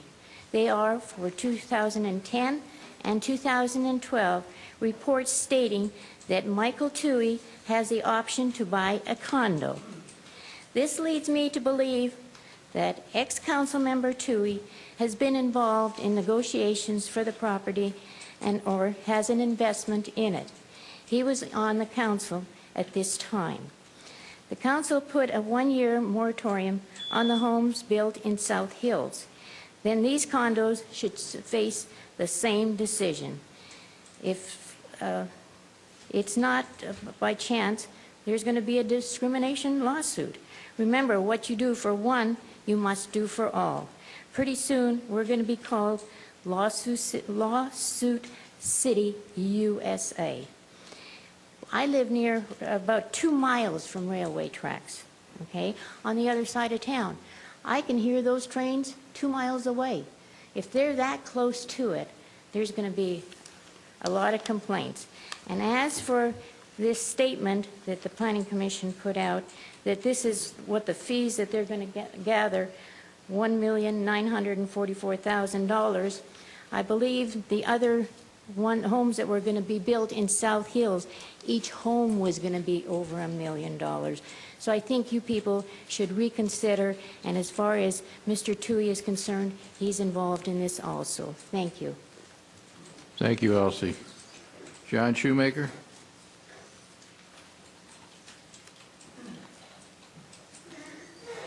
Good evening. I'm kind of wondering why the Planning Commission is looking at making an amendment to the general plan that a court has already found is outdated, doesn't exist, and needs to be redone. I imagine there'll probably be a lawsuit once it gets all the way through everything saying the exact same thing about the building over here at City Hall. How can you okay something that you don't really have authority to change? But one of the things I found interesting as I looked at this and listened to people talk was originally the business park was going to be condos. And people got up here who own businesses around there and stated the following: it's going to bring too much traffic. Wow. 67 or 70 is going to bring too much traffic, 135 won't. We can't have children living across the street from the school because they're going to run across that street and get hit. We don't want that to happen. We're talking about 135 or 137 more homes. And mysteriously, that's changed. So many more children. Parking isn't sufficient. It's that sweet and simple. I've lived in a condo development since I moved into West Covina. And I see that initially it's there, but people start using their garages for other things and don't park two cars, start using the parking spaces. And one of the things when there was 67, everybody complained about, and this Planning Commission and the council at the time agreed, we can't override the parking issues. There just isn't enough for people to park. We're putting in more. Then I look at the construction schedule. Phase 1 is right at the front. Phase 7, which will be 3 years later, people, all that equipment's going to be coming through the front gates where children are going to be playing in Phase 1, Phase 2, Phase 3, Phase 4, Phase 5. They might not be playing because obviously there isn't sufficient room for it, from that standpoint. One of the things that obviously this is an important plan is that it's nice to have a board member from the water company here watching it. There must be something that they're concerned about the water or something for him to be here. Or is he here because he was part of the council that appointed most of you and he wants to make sure you do what he wants you to do? I hope that's not the case.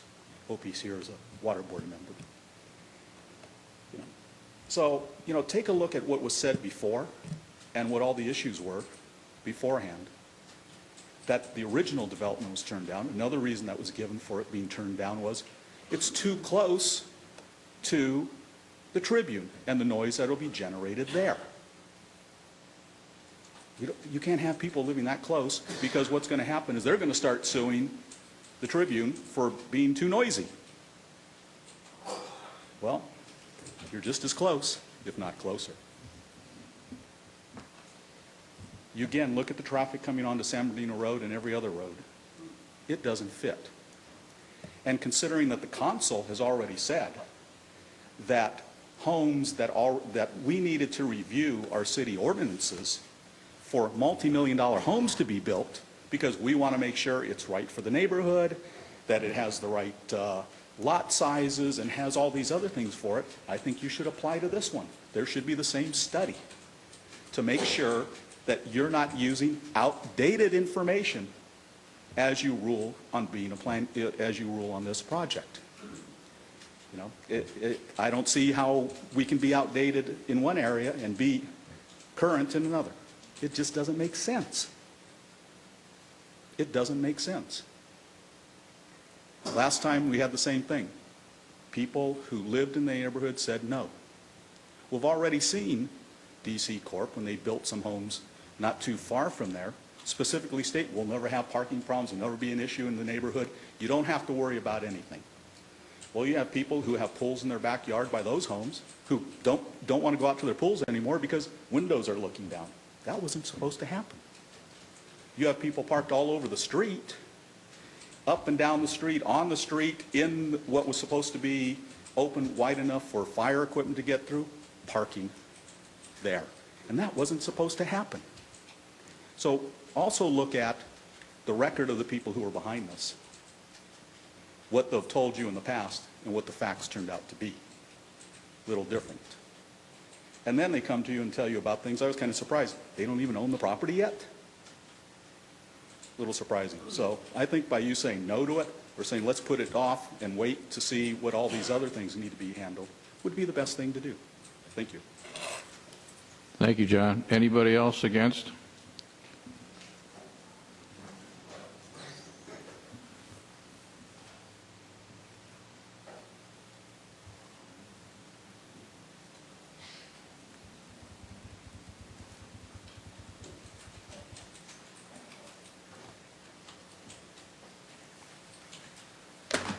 Good evening. Good Shirley evening. Buchanan, longtime resident of West Covina. I do not live on that side of West Covina, but of course, having been here since 1956, I've traveled San Bernardino Road a lot of times. It is a very busy street, and with additional cars from this development will just add to the problem. But while the gentleman was speaking that is promoting this project, several things came to mind. The city needs revenue, no question about that. And of course, we would all like to make things easy for the city to get revenue. The square footage for the 3-bedroom and the 4-bedroom is very, very small. When we moved here in 1956, our home had 900 square feet, and it was 3 bedrooms. Even now, the bedrooms are still small. Over 55, as you know, I'm a little over 55. Over 55 seniors are not going to want to climb stairs, let me tell you.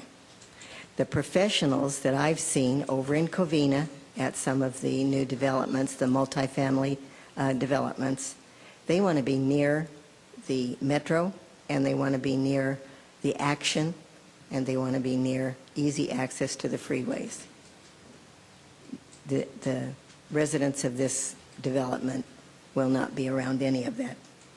When the project is completed, what will the impact be on Manzanita Elementary School? And again, my husband and I own investment properties in condos. And children are children. And people buy condos, and then investors buy condos and then rent them out. And little children are playing in the common area. In fact, I just got a letter today that was explaining the problems of discrimination as far as children are concerned. So people that are living there that maybe want to open their front doors during the summertime, but the noise from the children playing on the sidewalks, you have to be very careful about complaining. Will there be an on-site manager? I didn't find that in his in the staff report, but maybe it was there. Will investors be allowed to buy and rent their units out? And is there going to be a tenant on-site owner ratio? Because if any of the buyers want to sell in the future, if that tenant ratio is too high, the banks will not loan at the present time. There is a street over on Barranca close to the freeway, I think where McDonald's is. Is it called Virginia? Mm-hmm. Virginia? Yes. You know, the residents of that area have been to the city council numerous times complaining about the impact because the city allowed a variance on parking. So let's not get into that again and have the residents over in that area having to come forward to complain. If West Covina Homes is approved, they should have to make the improvements to San Bernardino, to the road at San Bernardino. They need to make the improvements to San Bernardino Road and sidewalks. Thank you. Thank you. Anybody else against? Would you like to come up and rebut, Mr. Cook?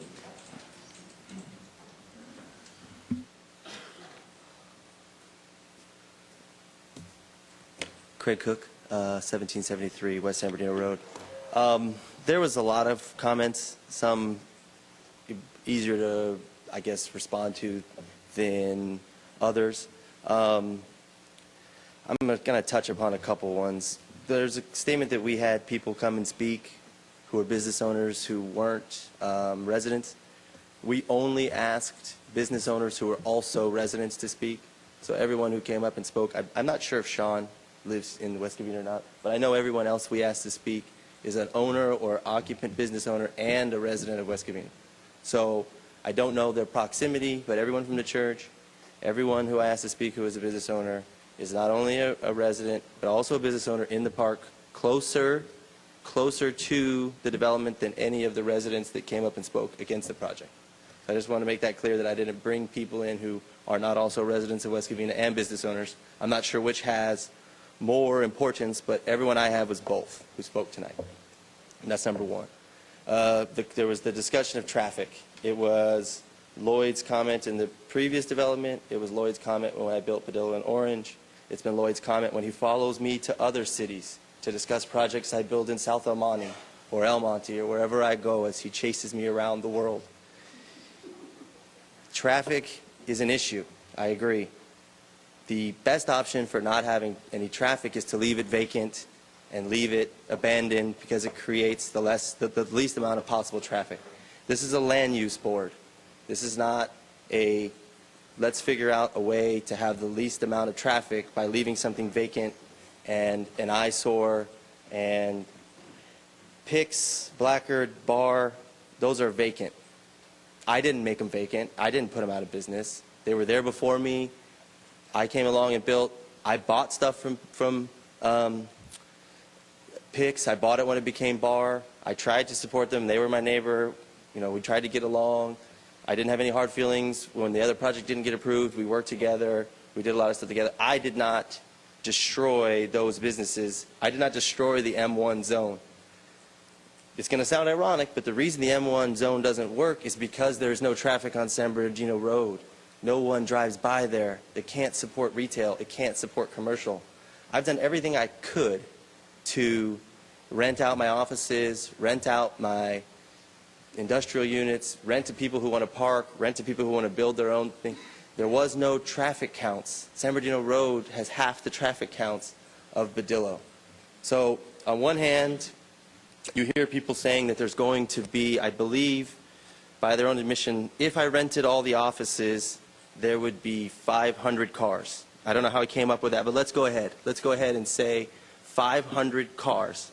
And if every one of the cars went down Orange and Badillo in an 8-hour day, that means it's 480 minutes. That's 1 car a minute extra. If I rented the offices, if every single person went down there. I lived on the corner of San Bernardino and Badillo for 10 years. I've been going to my office for 5 years since I've been there. I don't go down Orange because the 10 freeway is a deadlock. Because of the interchange and the work there, I go up and go down Los Angeles, go down Arrow. I cut over on Sunset and go around. I don't go down there because the 10 freeway in Ramona is a deadlock. Now, I can only speak to when I've lived in a 3-story townhouse project built in the last 3 years. And they don't have to believe me. They can say I'm not telling the truth. They can say there's kids. I live there. I work there, you know, in the area. I did for 10 years. I still work there. I don't pass on Orange because I don't go to the 10 freeway because it's deadlocked. So I can only speak to the fact that I couldn't rent anything or sell anything up there because there's no traffic. And even if we have 500 cars, if every one of them, and I rented all the offices and they've been vacant for years, and every one of them went on there, that's 1 car a minute. There's 480 minutes in 8 hours, and that's 1 car a minute. I'd ask for a 1-minute moment of silence so that you could think about how long that would take, but I don't want to waste my, I don't have a clock, so I could do that if I wanted to. And back to traffic, the lowest traffic count use there is residential. The trucks, parking, the commercial, the retail, the grocery stores, they all generate more traffic than residential. This is high-density residential. It is. It's 20 units per acre. But it still generates less traffic than anything besides vacant land. This is a land use board. We're in the business of trying to come up with the best possible land use. I've tried almost every single one there is in the book up there. This is the best use. The current assessed value is $3 million as it sits today. And 80% of that is my vacant lots for my industrial park in the back. That's 80% of the value. If it's built as industrial condos on all 7 acres, it's going to be worth approximately $17 million. If it's built as residential units as I have it designed, it's going to be over $40 million. I calculate it at $47 million value, $47 million assessed value.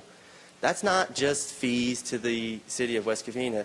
It's every year money going to the schools. It's every year money going to sewer, sanitation, public service. All those little lines on your property tax, those of you who are property owners, you see all those things. You're getting nothing from these sites. They're underperforming now, and they have been, and that's not my fault. I didn't do the economy. I didn't do away with small manufacturing zone up here it's not next, it doesn't have train spurs coming on my side, so I can't have high impact commercial. There isn't a tremendous amount of other residential, of commercial uses up there. It doesn't work. I built it. I tried. I've tried to find uses. I know that when I was in escrow, and I don't know the whole case about if we own the property or not. I don't know if I ever came up here and told you guys that I owned it. I don't know if I've ever represented that I owned it. I do own, or my family does own, the property in the back, 1773, the back 100,000 square feet of the site.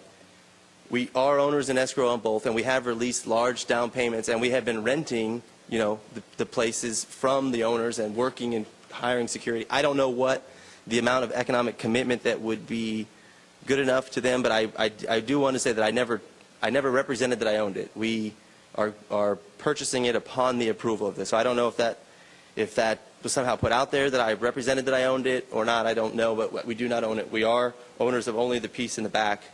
We are supposed to purchase it if it is approved as residential. There was a comment about children running out into San Bernardino Road. Once again, I'm quoting Lloyd, he said that our building is 20 feet. The ones along San Bernardino Road are 20 feet from San Bernardino Road. I'm not positive, but I think the housing code in the city of West Covina is, 18 to 25 or 20 feet, or how far the houses are from the road. How am I any different than any other house as far as their distance from the road? I'm 20 feet by my biggest antagonist. I'm 20 feet away. That's what houses are built. That's what the houses I built on Orange and Padilla. That's what a common distance of 18 to 25 feet is. We're consistent with that.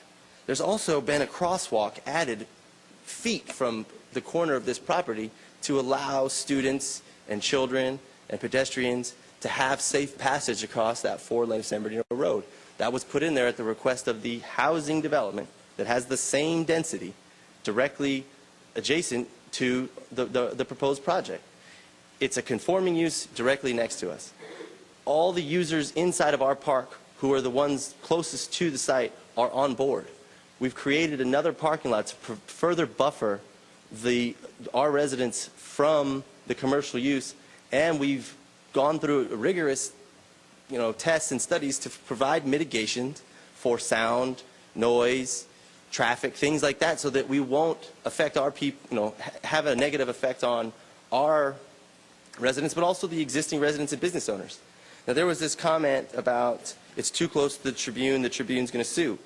We've already drafted and are working with staff and our real estate attorneys because we met with some of the business owners in the area, and we're providing a disclosure that says the Tribune is here. These are their hours of operation. Ready Pack is here. These are their hours of operation. Decorative Cabinets, the Train, Heavenly Pet Resort, all these uses that may create noise that someone may be upset about. You have to sign something that says, I know they were here before I purchased it. I do not have a problem with it. It goes into the CCNRs and becomes a public record, so when the first, the second, the third buyer of those properties, they can never come back and penalize those existing uses for me getting a zone change. It's only fair to the people who were there before. It's only fair to the users that I have, the people who are around. Everyone has to work together for infill developments. And we have a disclosure that will be in the CCNRs in which they have to state that they know what's there and that they understand that. There was a situation discussed with parking, and I know one of the commissioners brought up parking. I lived in one of these developments for 2 years. Almost everybody in here probably lived in a condo or apartment or something at some point in their lives through the process of, having a family, being on your own, living with roommates, whatever. The parking's always an issue. You have to govern it and you have to continue to do better. I know it was something that was diligent and I had to work hard on it when I was in that project and come up with new ideas. I've worked with staff to discuss how we will structure the CCNRs as far as parking. We're not requesting a parking variance. I believe we're actually over the code parking requirements for an M20 zone, but we are not requesting a parking variance. So I'm not requesting a variance, and we have ideas and practices we want to incorporate into the CCNRs, having had experience with this in the past, about maybe checking garages every 3 months, making sure that people are not using it as storage, providing guest parking spots, 1 per unit, so that one person can't put 5 cars in the guest parking and take away, the fair amount of parking for everyone else. I want this to succeed as much as anyone else does, and I will use our experience and my experience having been one to, these are issues. Traffic is something to think about. Parking is something to think about, but we have a plan, and there is no perfect scenario unless you want to leave the property vacant. That will serve to produce the least number of car trips down Orange. Is there any questions? If you have a question for our Phase 1 environmental person is here. There was discussions about asbestos and underground tanks.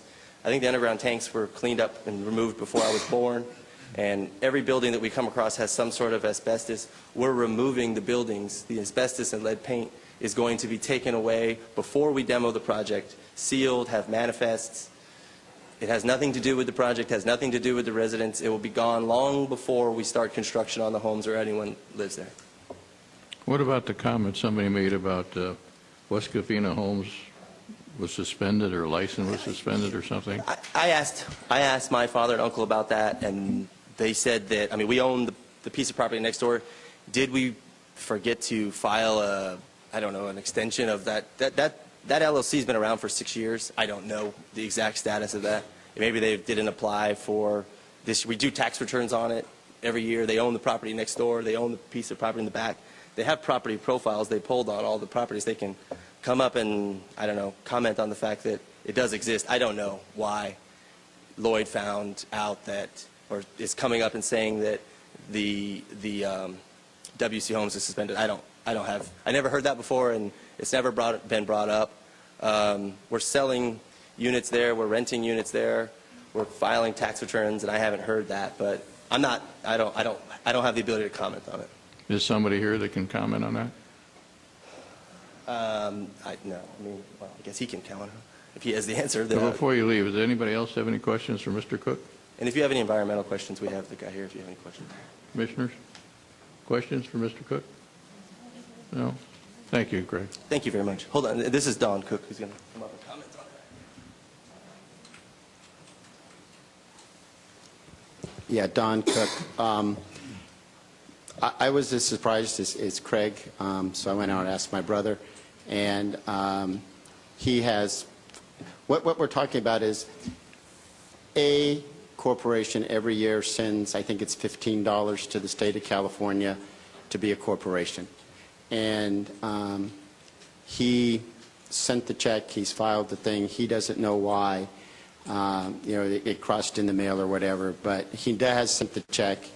And I will guarantee you that before this goes to the City Council, either for approval or appeal, we will have the documentation to show that that piece of paper with the Secretary of State has been filed and we're current. Thank you.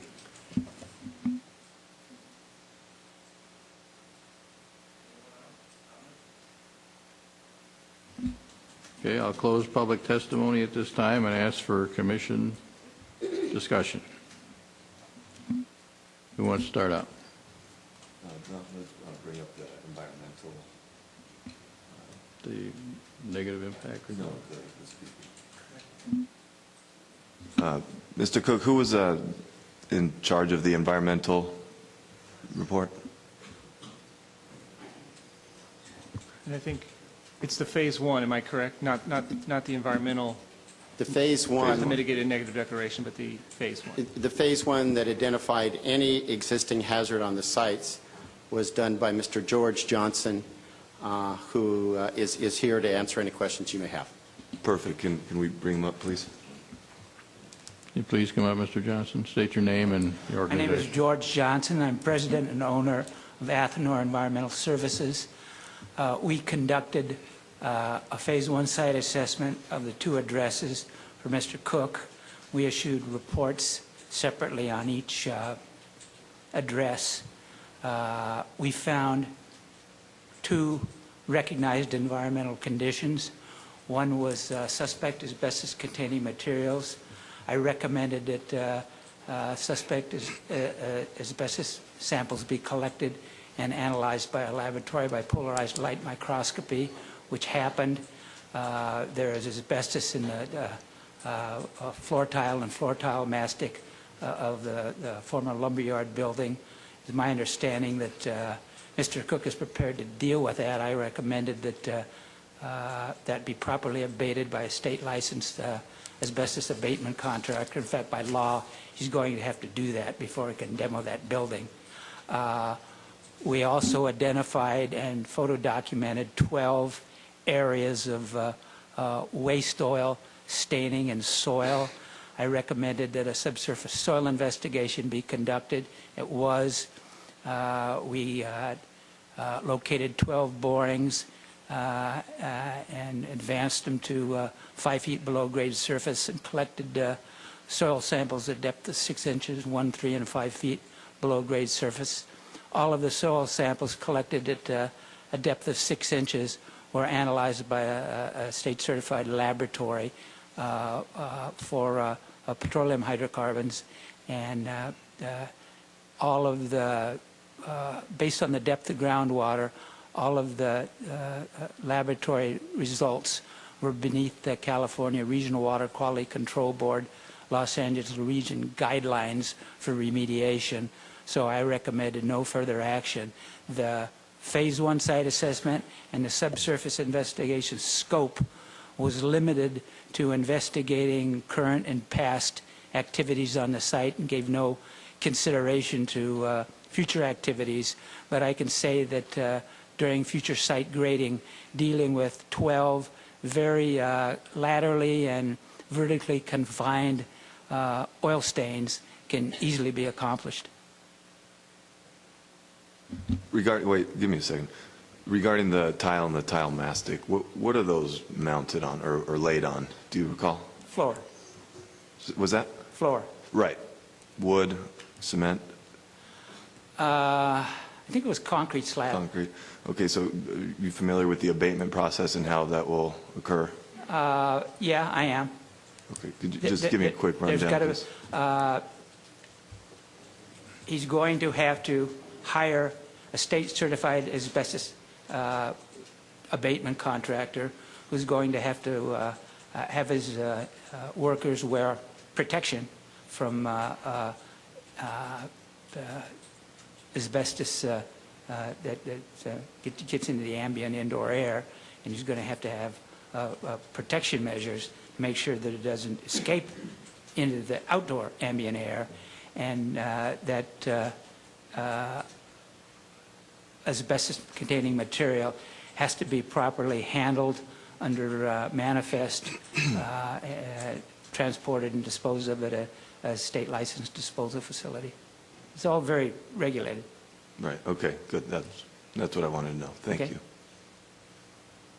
Thank you very much.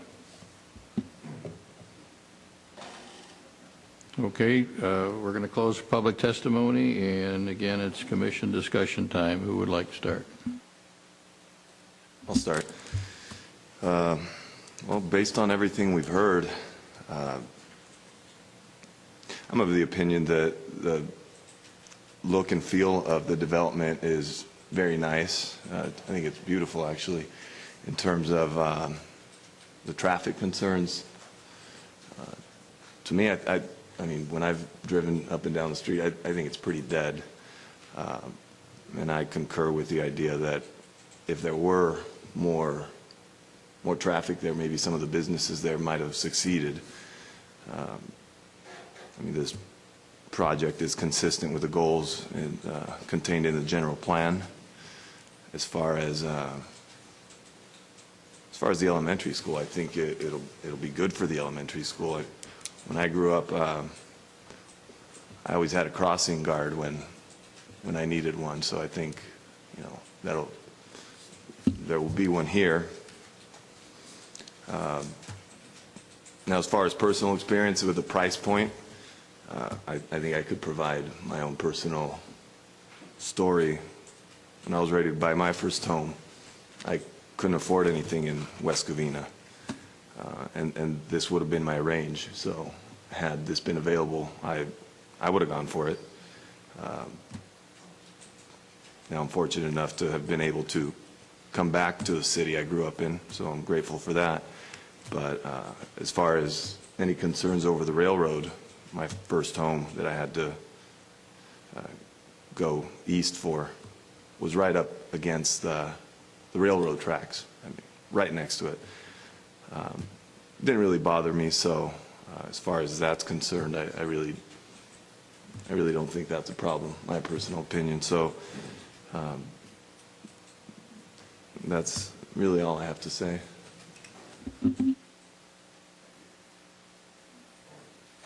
Commissioner Blackburn? A couple of comments. If I were a resident, a property owner, or a business owner in that area, I would be thrilled to see the property developed. I'm not sure if it's residential, if it's commercial. Pardon me?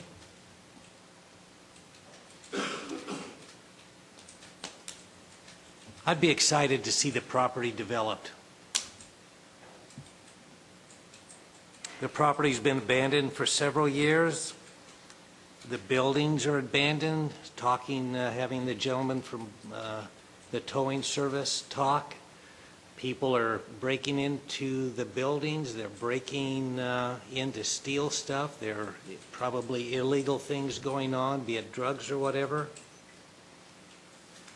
The driveways, I've been up there several times. The driveways, the parking lots are all falling apart. There are weeds growing. There's trash.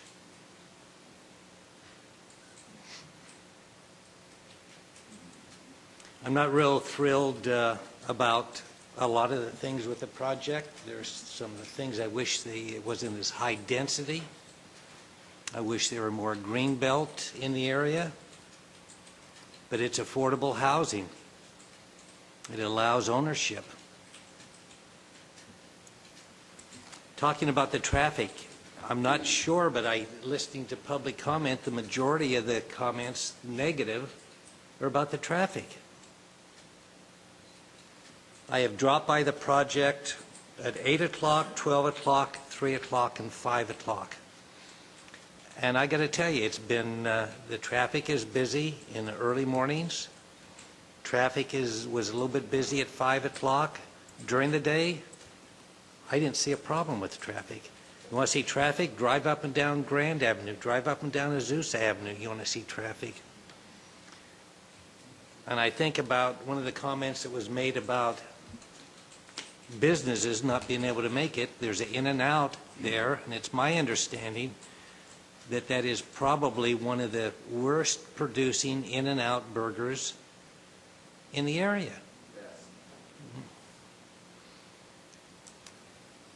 Anyway, I would like to see something done. I don't know why some of the people that are complaining about this tonight, are they happy with what's there? I wouldn't be happy with it. That's my comments. Thank you. Commissioner Vaz?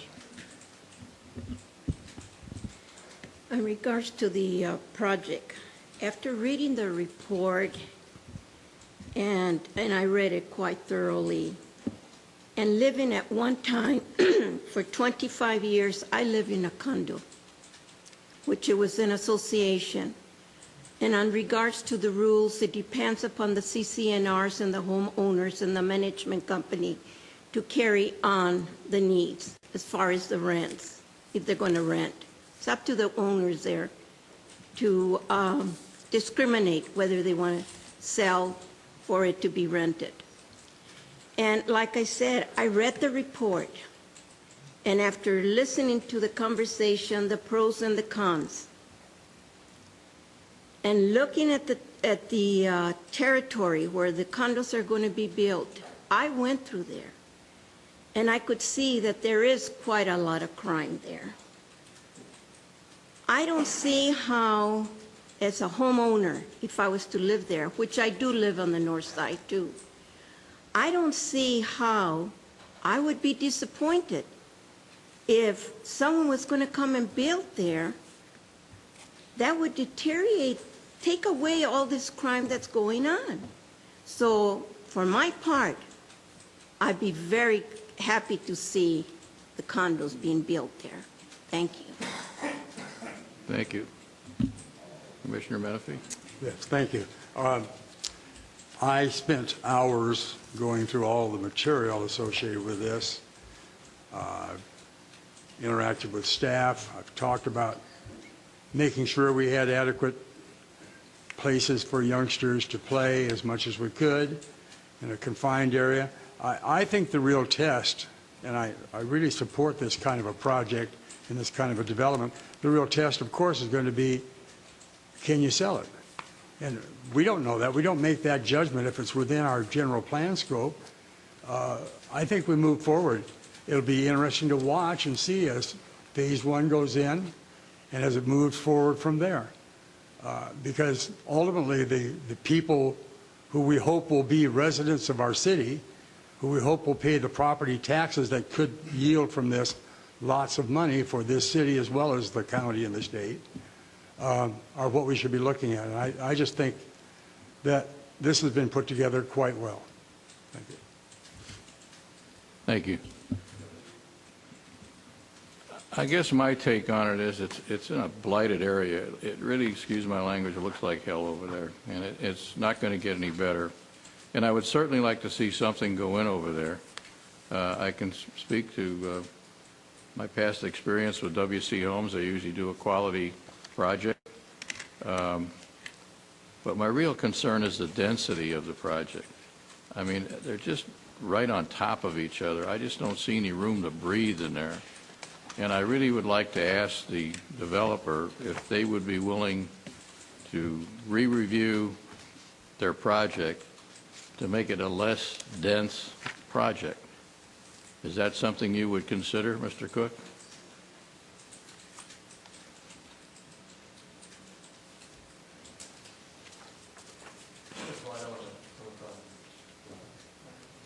I'm sorry.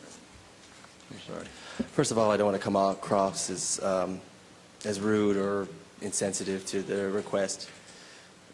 I've got this type of project that I've built and I'm working on, and there's 3 or 4 under construction in the city of Covina.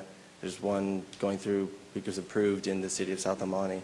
There's like 2,000 of these type of units, you know, within a 15-mile radius. That 20 unit to the acre is pretty consistent. And because of the fact that I had to pay much more, $2 to $3, $4 a square foot more than I wanted to pay, we are pretty locked on our density. And another issue here is the city fees in the city of West Covina. I'm happy to pay them, and I'm happy to be here. But for a similar project in another city, we might be paying in the neighborhood of $20,000 to $25,000.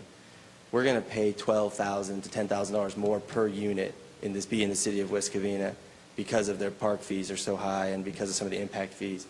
And with the Sousa Water, Power, and Light, it's not something that's discussed, but their impact fees and how they do it, that's adding another $2,500 per house on what you have to pay to get water because it's a Sousa Water, Power, and Light compared to what you would pay in another area of the San Gabriel Valley.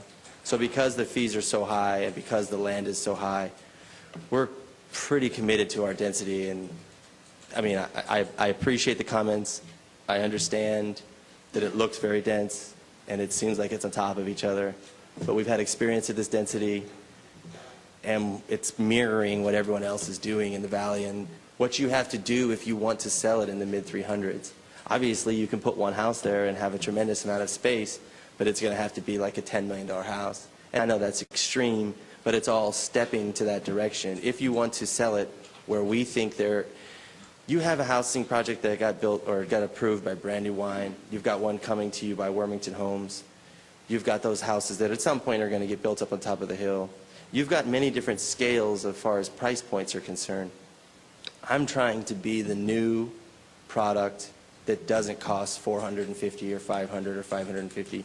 And if I'm going to have a price point, which I think is needed, what I think is desired, which I think is something that will fit and work in this area, it's going to have to be a dense project because I have to spread the fixed costs out in order to get the price point at that level. So we're very committed to the 135 number, and no disrespect, but it's just a math situation, and it's very difficult to make it work. So you're saying that if you, for lack of a better term, had less homes, spread them out, that you couldn't ask more money for them? Yes. I'm under the impression that the neighborhood, the size of the unit we're building, it's price sensitive. It works in its absorption rate because it's 350. If it's 420, it doesn't work because you just can't get that much for a town. There's too much other product. I mean, I don't want to talk bad about the neighborhood with which I'm building in, but there's a lot of people commenting about how it's not a very good area. If I build less units, I'm not going to get more money, in my opinion. So basically you're saying no, you're not willing to redesign it? I'm not willing to redesign it. Thank you. Thank you. Any further comments from the Commission? Can we have staff read the resolution numbers, please? Yes, there will be 5 resolutions, starting with the first 3 resolutions are to recommend to City Council. The first one will be the mitigated negative declaration, which will be 5516. The second would be the general plan amendment, which would be 5517. The third would be the zone change, which would be 5518.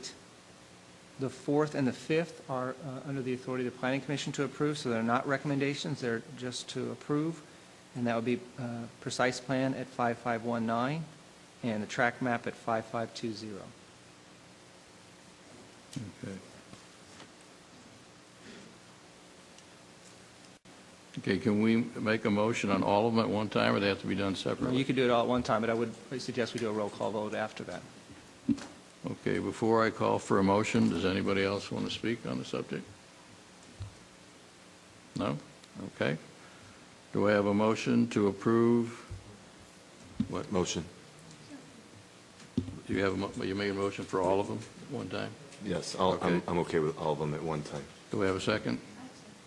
Betty seconds. All in favor? Aye. No. Chairman Holtz, it might be best in this case, since we have so many, to do a roll call vote, so it's very clear. Okay, let's do a roll call vote. Okay, Commissioner Valles? Yes. Commissioner Menifee? Aye. Commissioner Castellanos? Yes. Commissioner Blackburn? Yes. Chairman Holtz? No. 4-1.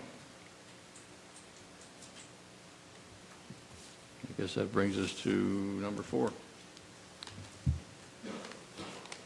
There is a 10-day appeal period on that item. There is a 10-day appeal? Okay, 10-day appeal to City Council. Yeah, that's right. It has been tentatively scheduled for the City Council meeting of July 16th.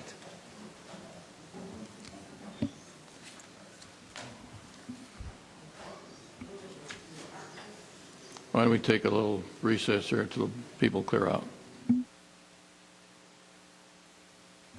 Okay, we'll call the session back in order, which brings us to item number 4, which is precise plan number 06-14, tentative track map number 72133, conditional use permit number 13-06, variance number 13-06, mitigated negative declaration of environmental impact. Applicant is Mr. Richard Wu.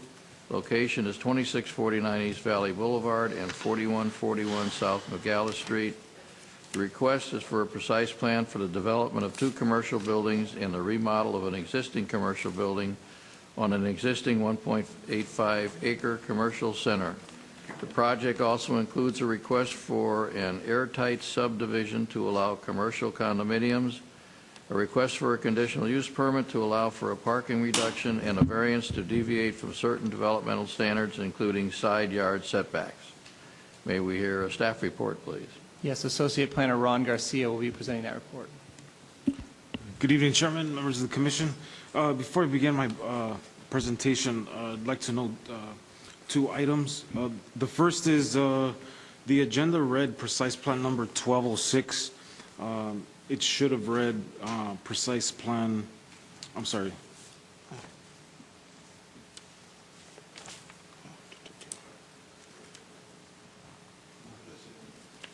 I'm sorry, but the precise plan number that was notated on the agenda was incorrect. It should have read precise plan number 1206. Secondly, the project did require a mitigated negative declaration. The mitigated negative declaration was sent out for review on June 5th during the 20-day review period. During that time, staff did receive from the Department of Fish and Wildlife, which staff has provided for you for review, simply indicating because the project site supports landscaping and trees and includes demolition, the department had sent information to assist the city in preventing adverse impact to native nesting birds and bats. Staff made a determination that it did not need modifications to the negative declaration, and that the Department of Fish and Wildlife didn't indicate specific effects on the project. It was just comments to be considered within the negative declaration. The environmental consultant is present for any questions, but as stated, staff made the determination that the environmental report would not need to be revised. And I'll begin staff's presentation. Again, as stated, the project consists of a request for a precise plan for the development of 2 commercial buildings and a remodel of an existing commercial building on a 1.85 acre commercial center. The proposed project also includes a request for an air right subdivision for the commercial condominium. Secondly, the conditional use permit for a overall parking reduction for retail parking only. And lastly, variance to deviate from development standards, including side yard setback requirements. The commercial center currently is comprised of 2 existing commercial buildings, which is here, and an existing 5,000 square foot building here. Also includes parking and a vacant pad area here at the corner of Valley and Nogales.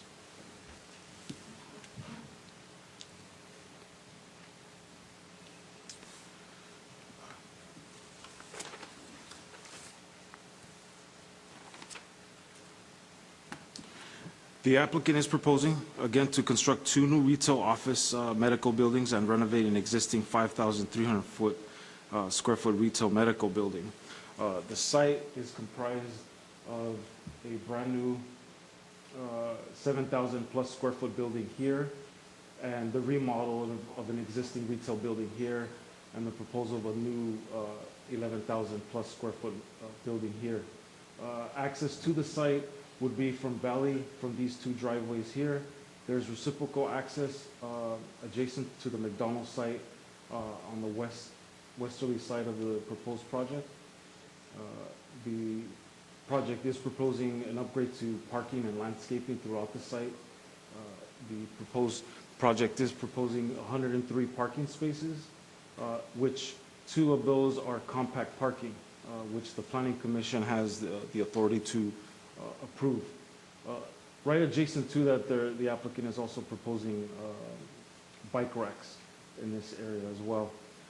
Also, access to the site is available through the loop connector, which is off of Nogales, off to the north of the site, which is in this area.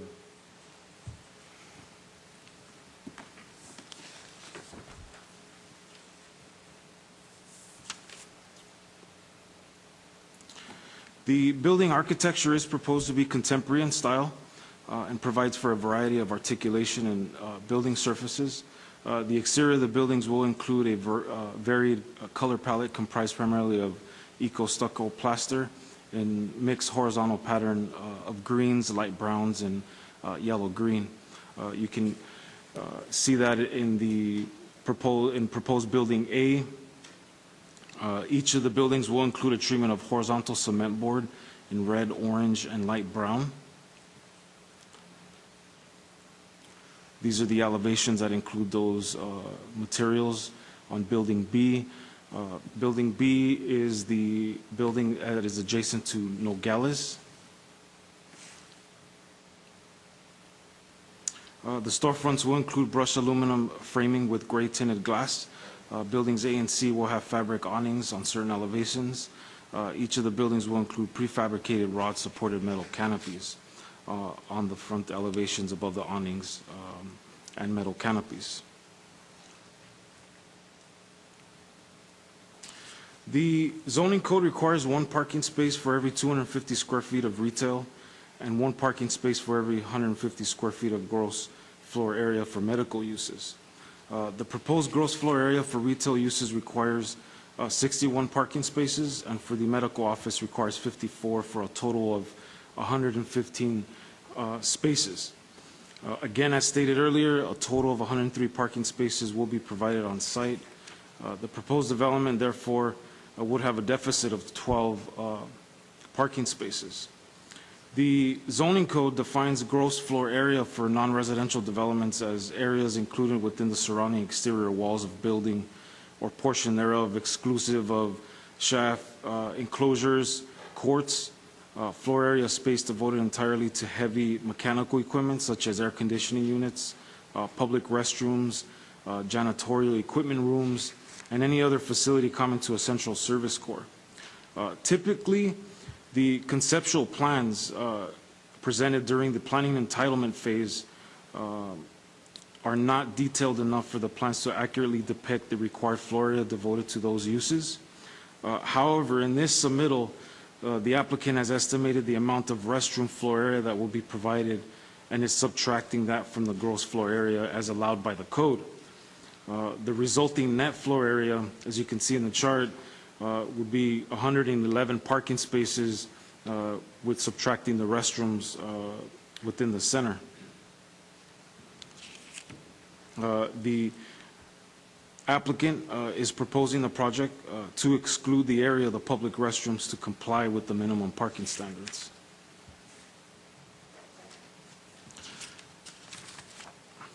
As you see in this chart, we've categorized the site area again at 1.85 acres.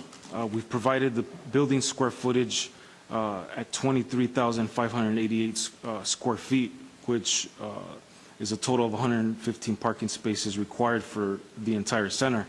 And with the applicant's proposal and subtracting the public restrooms, that square footage amounts to 22,628 square feet, therefore 111 spaces. In applying the 15% reduction only for retail, that amounts to 102 spaces, again with 103 spaces provided. Over the past several years, several shopping centers have been approved to allow for reductions in parking for up to 15%. Shopping centers that have been approved for required parking reductions include, for example, Hong Kong Plaza, West Covina Parkway Plaza, South Hill Shopping Center, and West Covina Center. All of these approvals were for existing shopping centers where there was an understanding of the mix of uses that had occupied the tenant space over many years. In addition, staff has been able to survey the parking demand at these shopping centers for a given period of time. The development at 501 South Vincent Avenue is the most recent project that included that request for reduced parking in retail. Staff has expressed reservations through the process about the requested parking reduction to the applicant. The applicant responded by revising the site plan to reduce the deficiency. However, as stated, they are still requesting a parking reduction of 9 spaces. There are 3 alternatives available to the Planning Commission in responding to their request. The first is to approve the site plan as requested with the allowed reduction of the 9 spaces. Second, require the applicant to reduce the size of the proposed medical office area to reduce the amount of parking requirement. And lastly, require the applicant to reduce the overall floor area of the center to reduce the amount of required parking. The approval of a parking reduction by the Planning Commission for common facilities would allow the applicant to construct the proposed development as designed. Lastly, the applicant is requesting a variance to deviate from the required side yard setback along the westerly property line. That property line is in this area for this proposed building, which is proposed building A.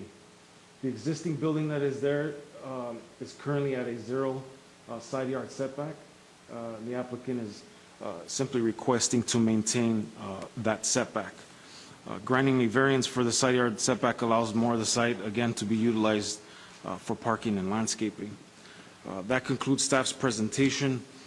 Staff recommends that the Planning Commission adopt resolutions approving the precise plan, the tentative track map, conditional use permit, and the variance, and certifying the associated M&D of the environmental impact report. I'd be happy to answer any questions. The environmental consultant is present, as well as the engineer on the project and the applicant. I'd be happy to answer any questions. Any questions of staff? None? None? Now open it up to public testimony, and I will call up people who are for the project first, followed by people that are against. First person is David Puppi, P-U-P-P-I.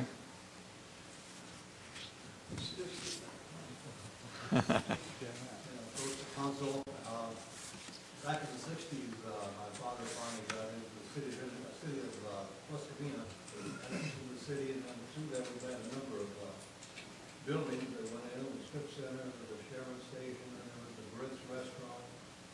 In 1980, I constructed that building there on 2649 East Valley Boulevard, and it sufficed for the years. I think it's finally got its day. Yeah, automotive shop, and then of course upstairs there was 6 offices upstairs, and now Mr. Wu is in the process of taking that building down, and of course constructing a new center all the way around. And as the council knows, the McDonald's has put a lot of effort and money in that reconstructing that McDonald's store there. And I think this project here will complement that corner, because it's been kind of an eyesore. I know I've heard that over the years. So it will complement not only the appearance of it, but also it will complement the city as regards to revenue. So I'm on forward for that project. Thank you, sir. Brian Carmack.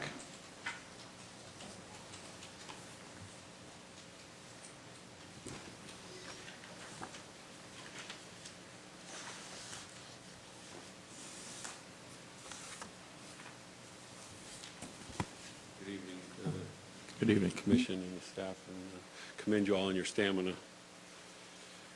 This corner, I was here a little over a year ago, and we were asking for a little bit of help with the consideration with the rebuild of the McDonald's restaurant, and I know you're all aware we've done a scrape and rebuild, and we're doing well in our new facility.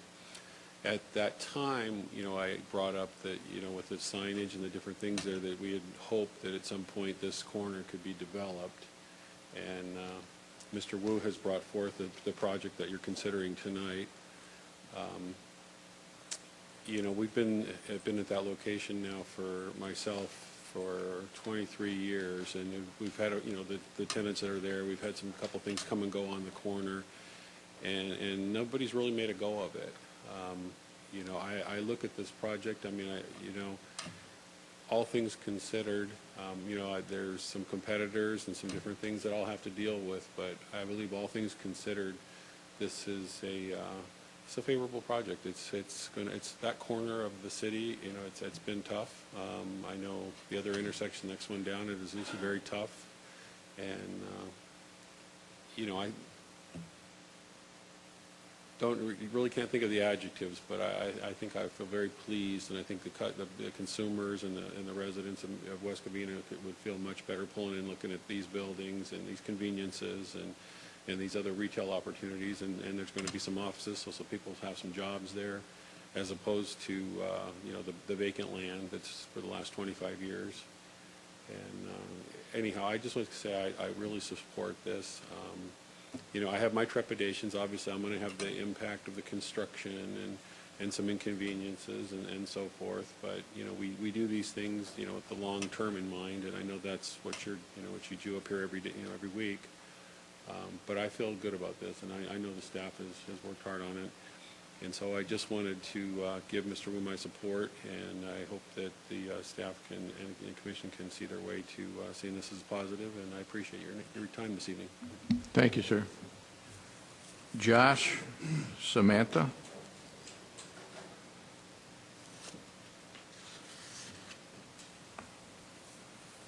Good evening. My name is Josh. I'm one of the managers at the Cambridge Garden Apartment Homes at 2601 Valley Boulevard, which is just to the west of this property and just adjacent to the McDonald's. And this would definitely be a fantastic project and possibly provide some immediate, almost on-site employment to the tenants that live and play in West Covina, especially at our apartment homes, and certainly a step up to what it is now. So I'm absolutely for this project. Thank you very much.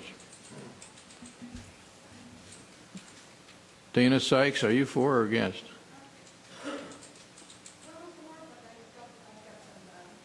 A little bit.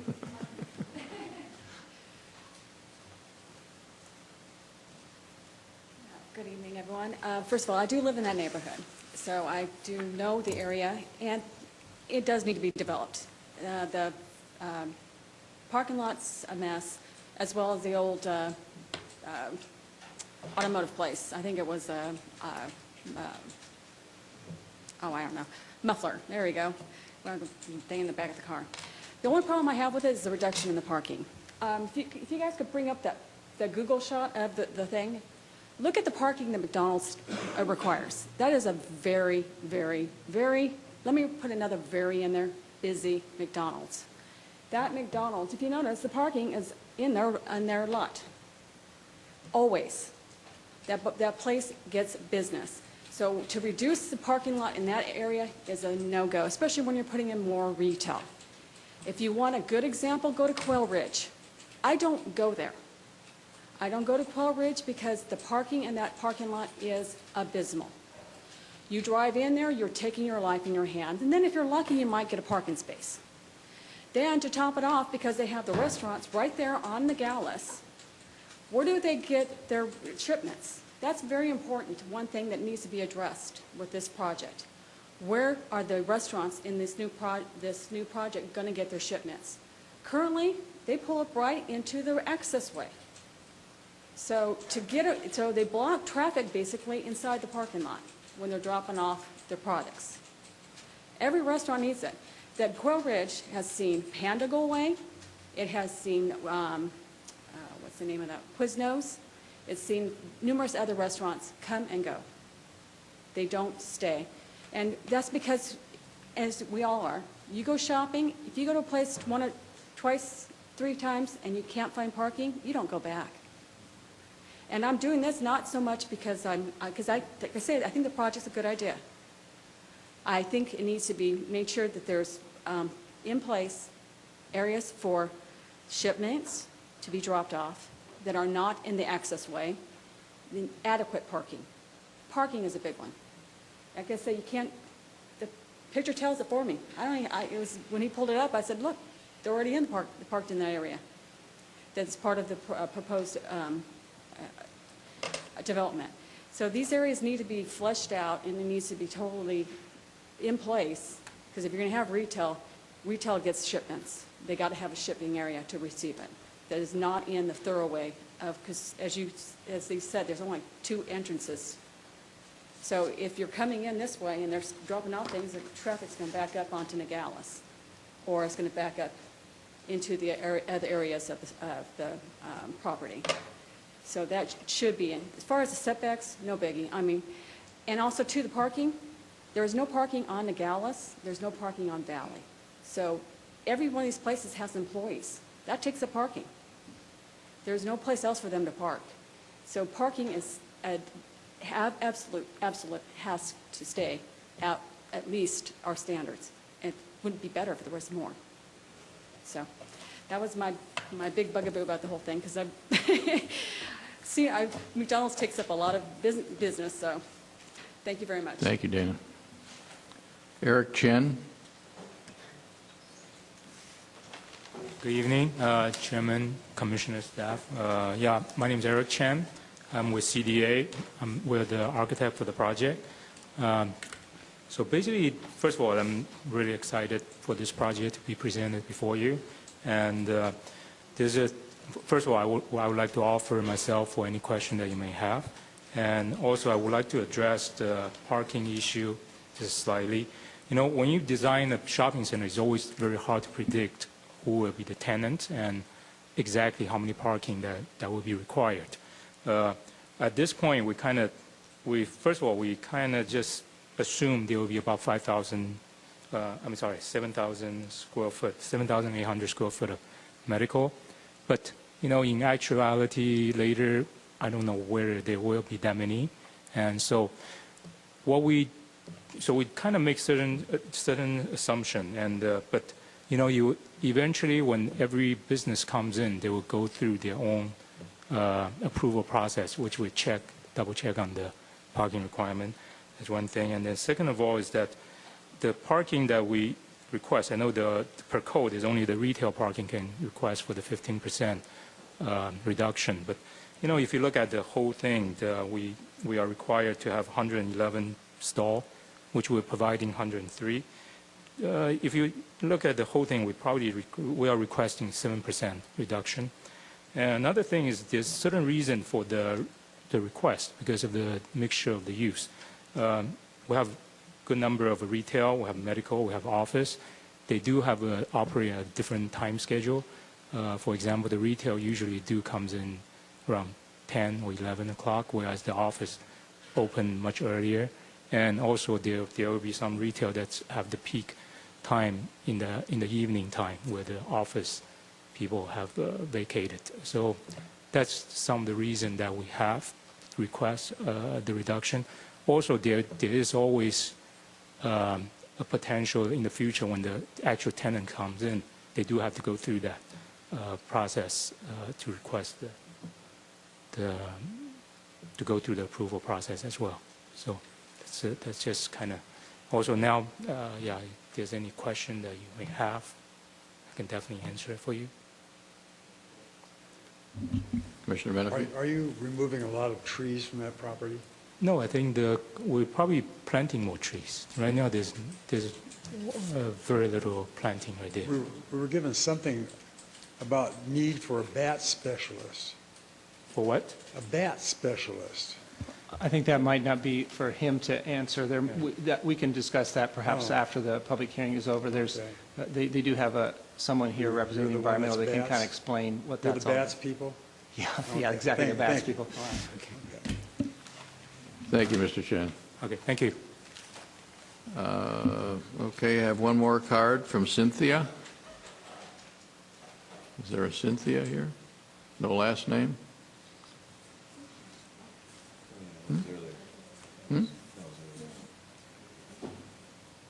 Oh, that was okay. I got mixed up on it. Okay. Something I didn't do, and the reason I didn't do it is because all the cards I had were for the project. But is Mr. Wu here, the applicant? Would he like to make a comment? This was.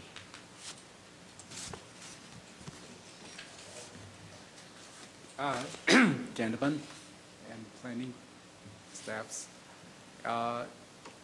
I live in Warner, the neighboring city, for 16 years, but I do come to the medical building next to this project, which is in the West Covina, for my doctor visit for many years.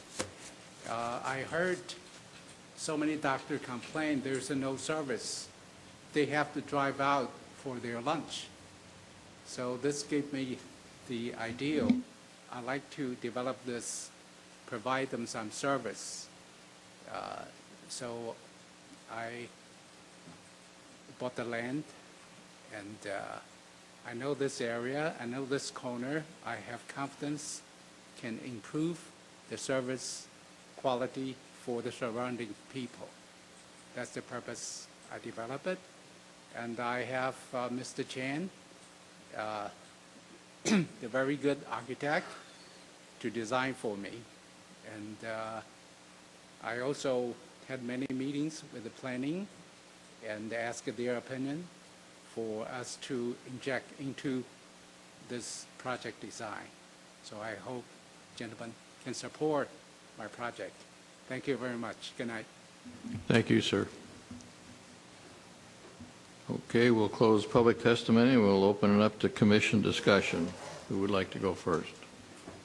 Can I make one comment before you go forward? Certainly. I did want to reiterate, Mr. Wu did meet with us, and we did go through several iterations of their plan. We really appreciate them going through that kind of review and consideration process. The concept of the 15% reduction is sort of, as Mr. Chin kind of pointed out, that it gives you, if there's a mix of uses, when in most centers there is a mix of uses, that gives the ability for those to be sort of overlapped uses or shared parking situations.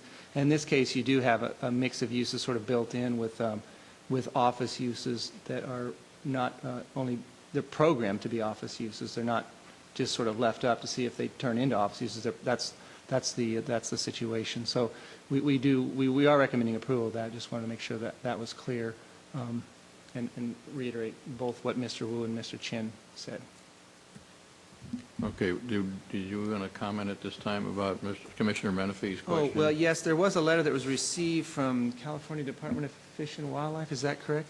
Yes, and they basically have a condition or a mitigation they like to make sure is in situations where there are existing trees on the site. And those trees aren't native. They're cosmetic trees that are in the parking lot right now. I don't think there's very many trees on the site, but I guess it doesn't take very many.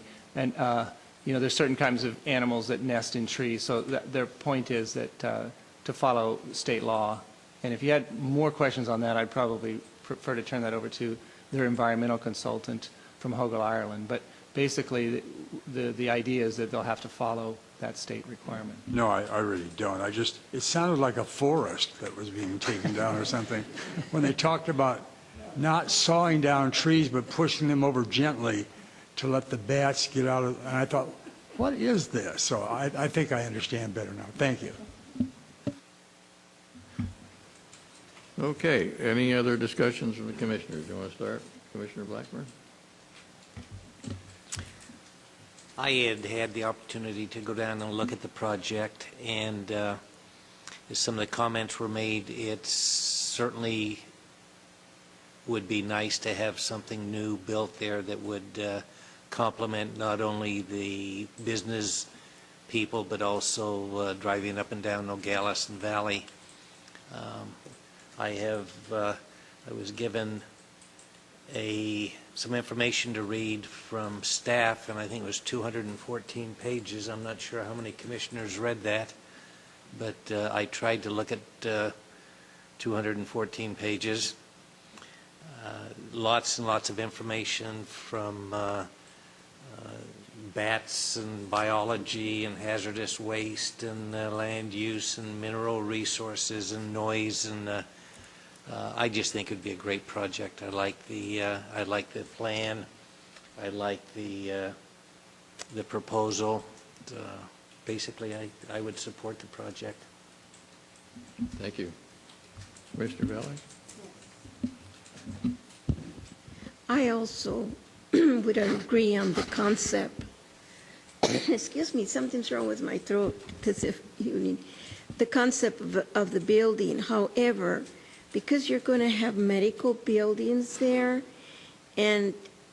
my personal feeling about medical buildings is that when I go see the doctor, I would like to find a parking space. And that's the only thing that bothers me, that if you're reducing the parking, what happens to the people when they're not feeling well and they have to go around and around trying to find a parking? And that's the only thing that I am concerned about, is that you're trying to reduce the amount of parking space. That's all I can say on it. Thank you. Commissioner Menifee? Yes, I'd like to give my support to what I've read. I really think this is a great improvement. We've worked several times with the McDonald's folks on the enhancement and development of that general area, but we've always had that difficult blight-like thing on the corner. And so when I travel that area, I'm looking forward to seeing what you can do with it. Thank you. Commissioner Castellanos? I'd like to offer that I used to drive up and down Valley all the time, and it really did cross my mind a lot of times that I would love if someone developed that, or made it nicer. So I think it's a great thing that it's in the works. So that's all I have to say. I agree with my fellow commissioners. I remember several years back when they built the medical building on the Gallus across the street. There was a concern about parking and how bad it would be and all that. And I've used that facility. I've never had a problem with parking, and it really improved the area. It's a beautiful building, and I think this would be an adjunct to it with another nicer buildings in that corner, because it's just a vacant lot. And talking about the 214 pages, the other day I went there and I parked in that lot, and I was going through the pages, reading them. I was there for at least an hour and a half because I was waiting for some phone calls, and I didn't see anybody else in that parking lot, and it was at lunchtime. That was a spillover for McDonald's and all that. I was only there one day, but I just don't see it as a problem, and I think it's going to be a real add to that location, because right now it's kind of blighted. You got the nice McDonald's, and you've got the other buildings behind there, but I think it's going to be great, so I'm in favor of the project. Do we have any other comments before I ask for resolution numbers? Can we have the resolution numbers, please? Yes, we are on the number 5 tonight. We also have 5 resolutions for this project. Although all these are under the authority of the Planning Commission, none of these would go to the City Council unless appealed. So the first resolution number is for the mitigated negative declaration, which is 135521. And then I'll just read the last 4 numbers after that. The precise plan is 5522. The tract map is 5523. The conditional use permit is 5524. And the variance is 5525. We enact those all in one motion? Yes, and we do a roll call after that. So moved. Do I have a second? Second. Okay, we have a first and a second. All in favor? Oh, we'll do a roll call. Commissioner Valles? Yes. Commissioner Menifee? Yes. Commissioner Castellanos? Yes. Commissioner Blackburn? Yes. Chairman Holtz? Yes. Carries 5-0. Any other comments before we leave this? I do, to staff. Okay. Hearing the discussion from Mr. Garcia about the number of times we've had to invoke some reduction in parking makes me wonder if that shouldn't be a candidate for our discussion list for things that need to be changed, so you don't have to always come to us to deal with that. What I can do in that regard is bring back that list that we started for a study session, either one of the next couple meetings, and we can look at that. As you're aware, we have at least one other code amendment we're working on, so, but we can certainly get in the queue. Anybody else? Okay, that brings us to non-hearing items, and item number 5, we're going to ask to be held over to another meeting. To the next meeting on July 9th. To July 9th, okay. Any problems with that? Okay. Continuation of oral communication. Anybody else want to speak? Seeing none, brings us to commission reports, comments, and miscellaneous items. I would just like to go on record to make sure that it's in the minutes on the item for the WC Homes on San Bernardino Road, that I was in favor of the project, but because they were not willing to go back and reissue or relook at the downsizing or removing some of the density, and they were not willing to do that, is why I voted no. So I want that to be in the notes. So I was not against the project, but because they wouldn't go back and redo, that's why I voted no. Thank you. Any other comments, miscellaneous items? Anybody? Okay. Planning Director's report? Don't have anything on here tonight? Nothing? Nothing. Okay. City Council action? The only thing at City Council that's kind of been scheduled there is the Dryden Subcommittee review, the House and the Summer Place Village Homeowner Associations. You guys, the Planning Commission, looked at several months ago. It was continued, and right now it's tentatively or scheduled right now for the July 16th meeting at the City Council. Okay. Is that it? That's all. Okay. If there's no other comments, we stand adjourned.